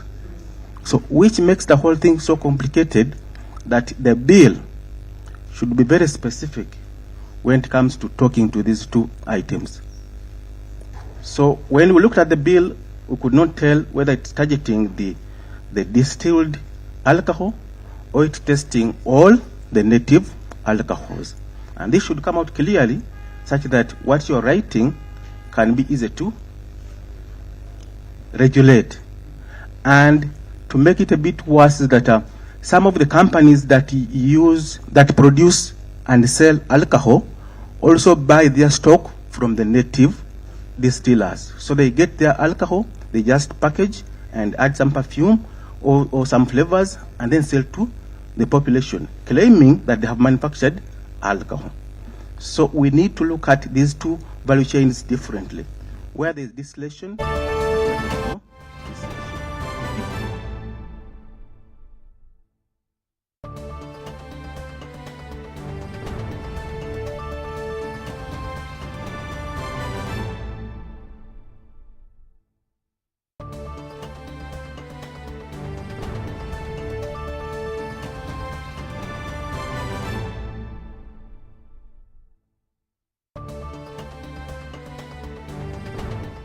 Fred! Osmosis. Freddy! Fred Dollar, my boss, CEO Inojo, the general of generals, the conqueror of conquerors, the first and the final, the sky above the skies, the promised land, the terms and the conditions, the international king crocodile, the source of the Nile. I don't have money today. Just take a polite loan of 200k to stock my shop. The signs and symptoms of success. The bank commander, not the bank teller. Why hustle for a loan when you've got MTN Momo? We're Sotinge. Use the Momo app or dial *165*5# for all quick loans. Choose from the different loan options from our partners and get one that works for you. Together, we're unstoppable.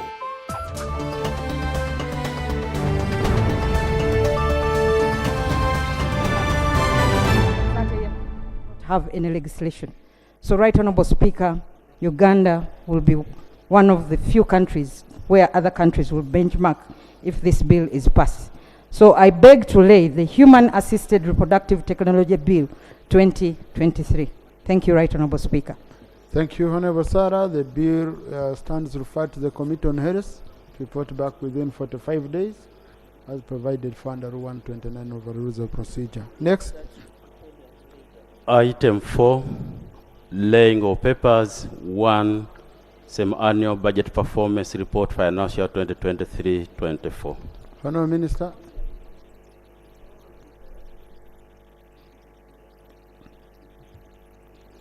Thank you, Right Honourable Speaker. I beg to lay on table the semi-annual budget performance report for financial year 2023-2024. I beg to lay. Thank you. The report is referred to the Committee on Budget and should report back, should be processed and report back within 45 days. Next. 4.2, the half-year macroeconomic and physical performance report for financial 2023-2024. Honourable Minister for Finance.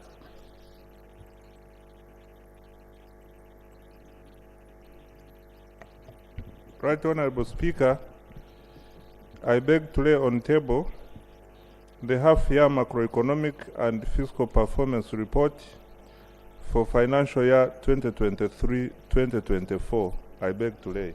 Thank you, Honourable Minister. The report is referred to the Committee on Budget for processing and reporting back within 45 days. Thank you. Next item.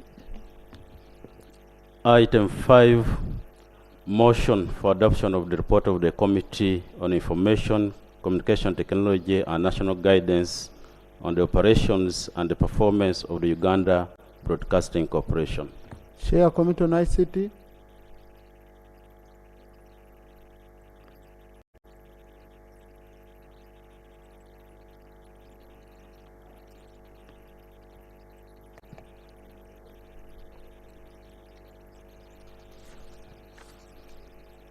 Minutes.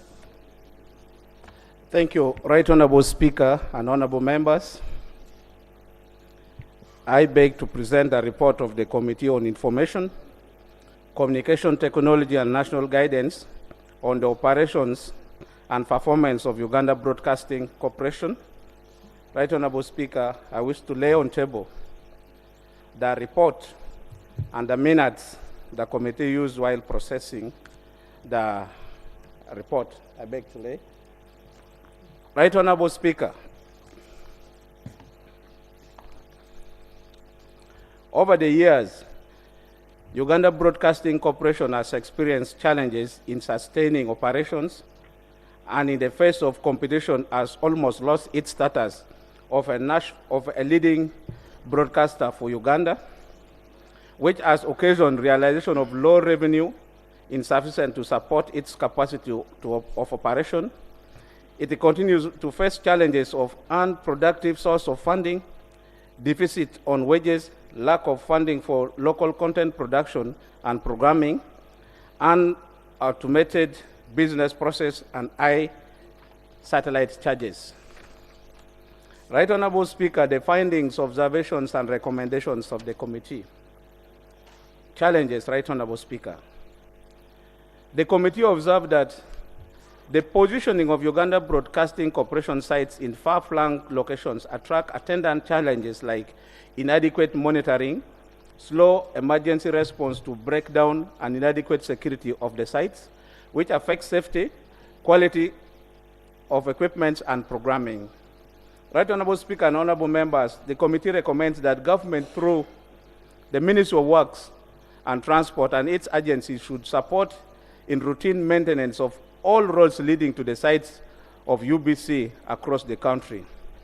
The committee also recommends that the staff of UBC at regional centers and sites be provided with the requisite facilitation, including transport means to access the site, and that UBC should procure the necessary software like supervisory control and data acquisition, SCADA, and surveillance cameras at all sites. Encroachment on UBC land across the country. Right Honorable Speaker, allegations of encroachment on UBC land were also made on up-country sites like Nyaburiza in Mbarara, Mwizi, and Soroti, Dakabela. The committee makes the following observations.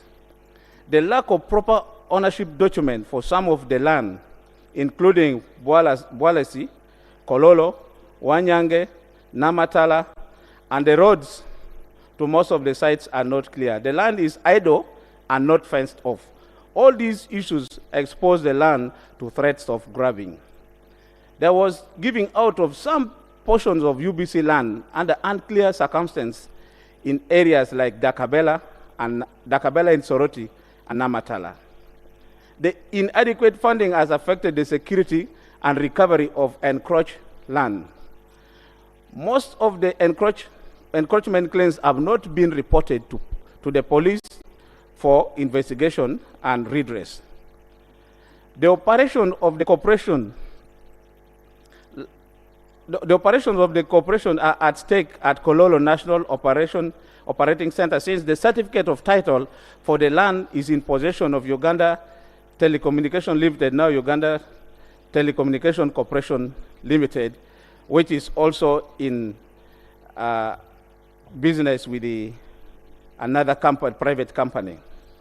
Right Honorable Speaker and Honorable Members, the ownership of land at Bwalesi offered by a resident has been affected by lack of transfer of this land to UBC, since this has never been formalized and the corporation's occupation is under threat. There is need to open up boundaries for all UBC land to confirm the alleged encroachment and the need for an audit to all corporations' land. Right Honorable Speaker and members, the committee recommends that there should be urgent opening of boundaries of all UBC land with efforts geared towards surveying and securing ownership. Attention should be placed at the regularization of ownership of Bwalesi land. Government should secure and reclaim all UBC land at all sites that has been grabbed. The Auditor General Committee also recommends that the Auditor General audit all the land attached to UBC to ascertain its ownership and report the finding back to this House within 6 months. Procedure, point of procedure, Honorable Semjo. Mr. Speaker, the rules are very clear on our sitting arrangement, and I have not had any motion to suspend. So the procedure issue I am raising is whether NRM people should come and contaminate our side. Yet clearly in the rules they have their own side, Mr. Speaker.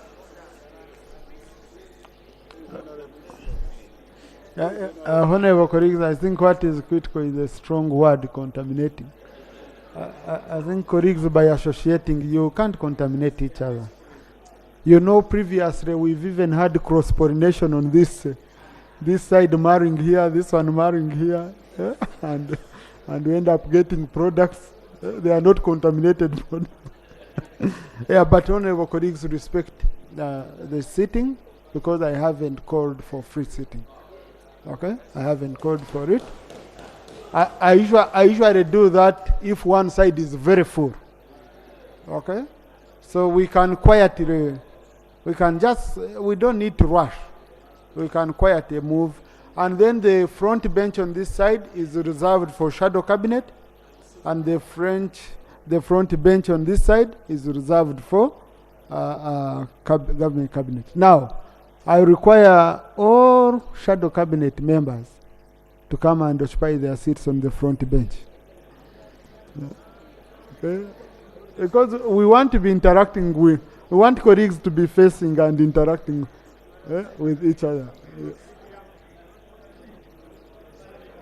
Procedure, Honorable Chibadia.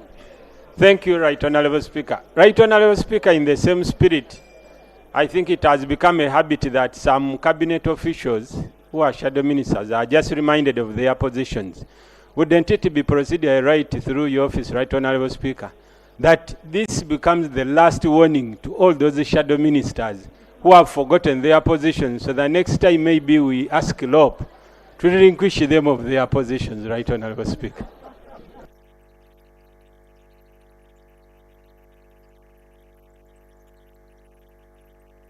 I'm sure these colleagues always remember their position. They might forget where they are supposed to sit, but not their position. So the two are different. Okay?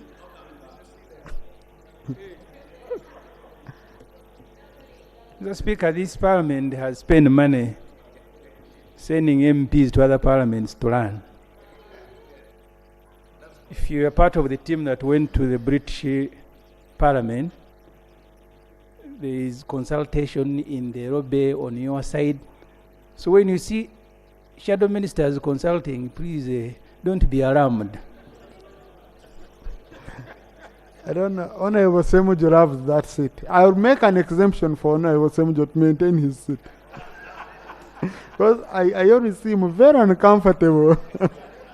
He loves his corner. Just like any of us. Like what I usually see here. The seats on this side are always empty, but I've never seen Honorable Chibadia seated. He's always standing. Even when the whole house is... I don't know whether he's standing even now. Okay? But that's a style that makes every one of us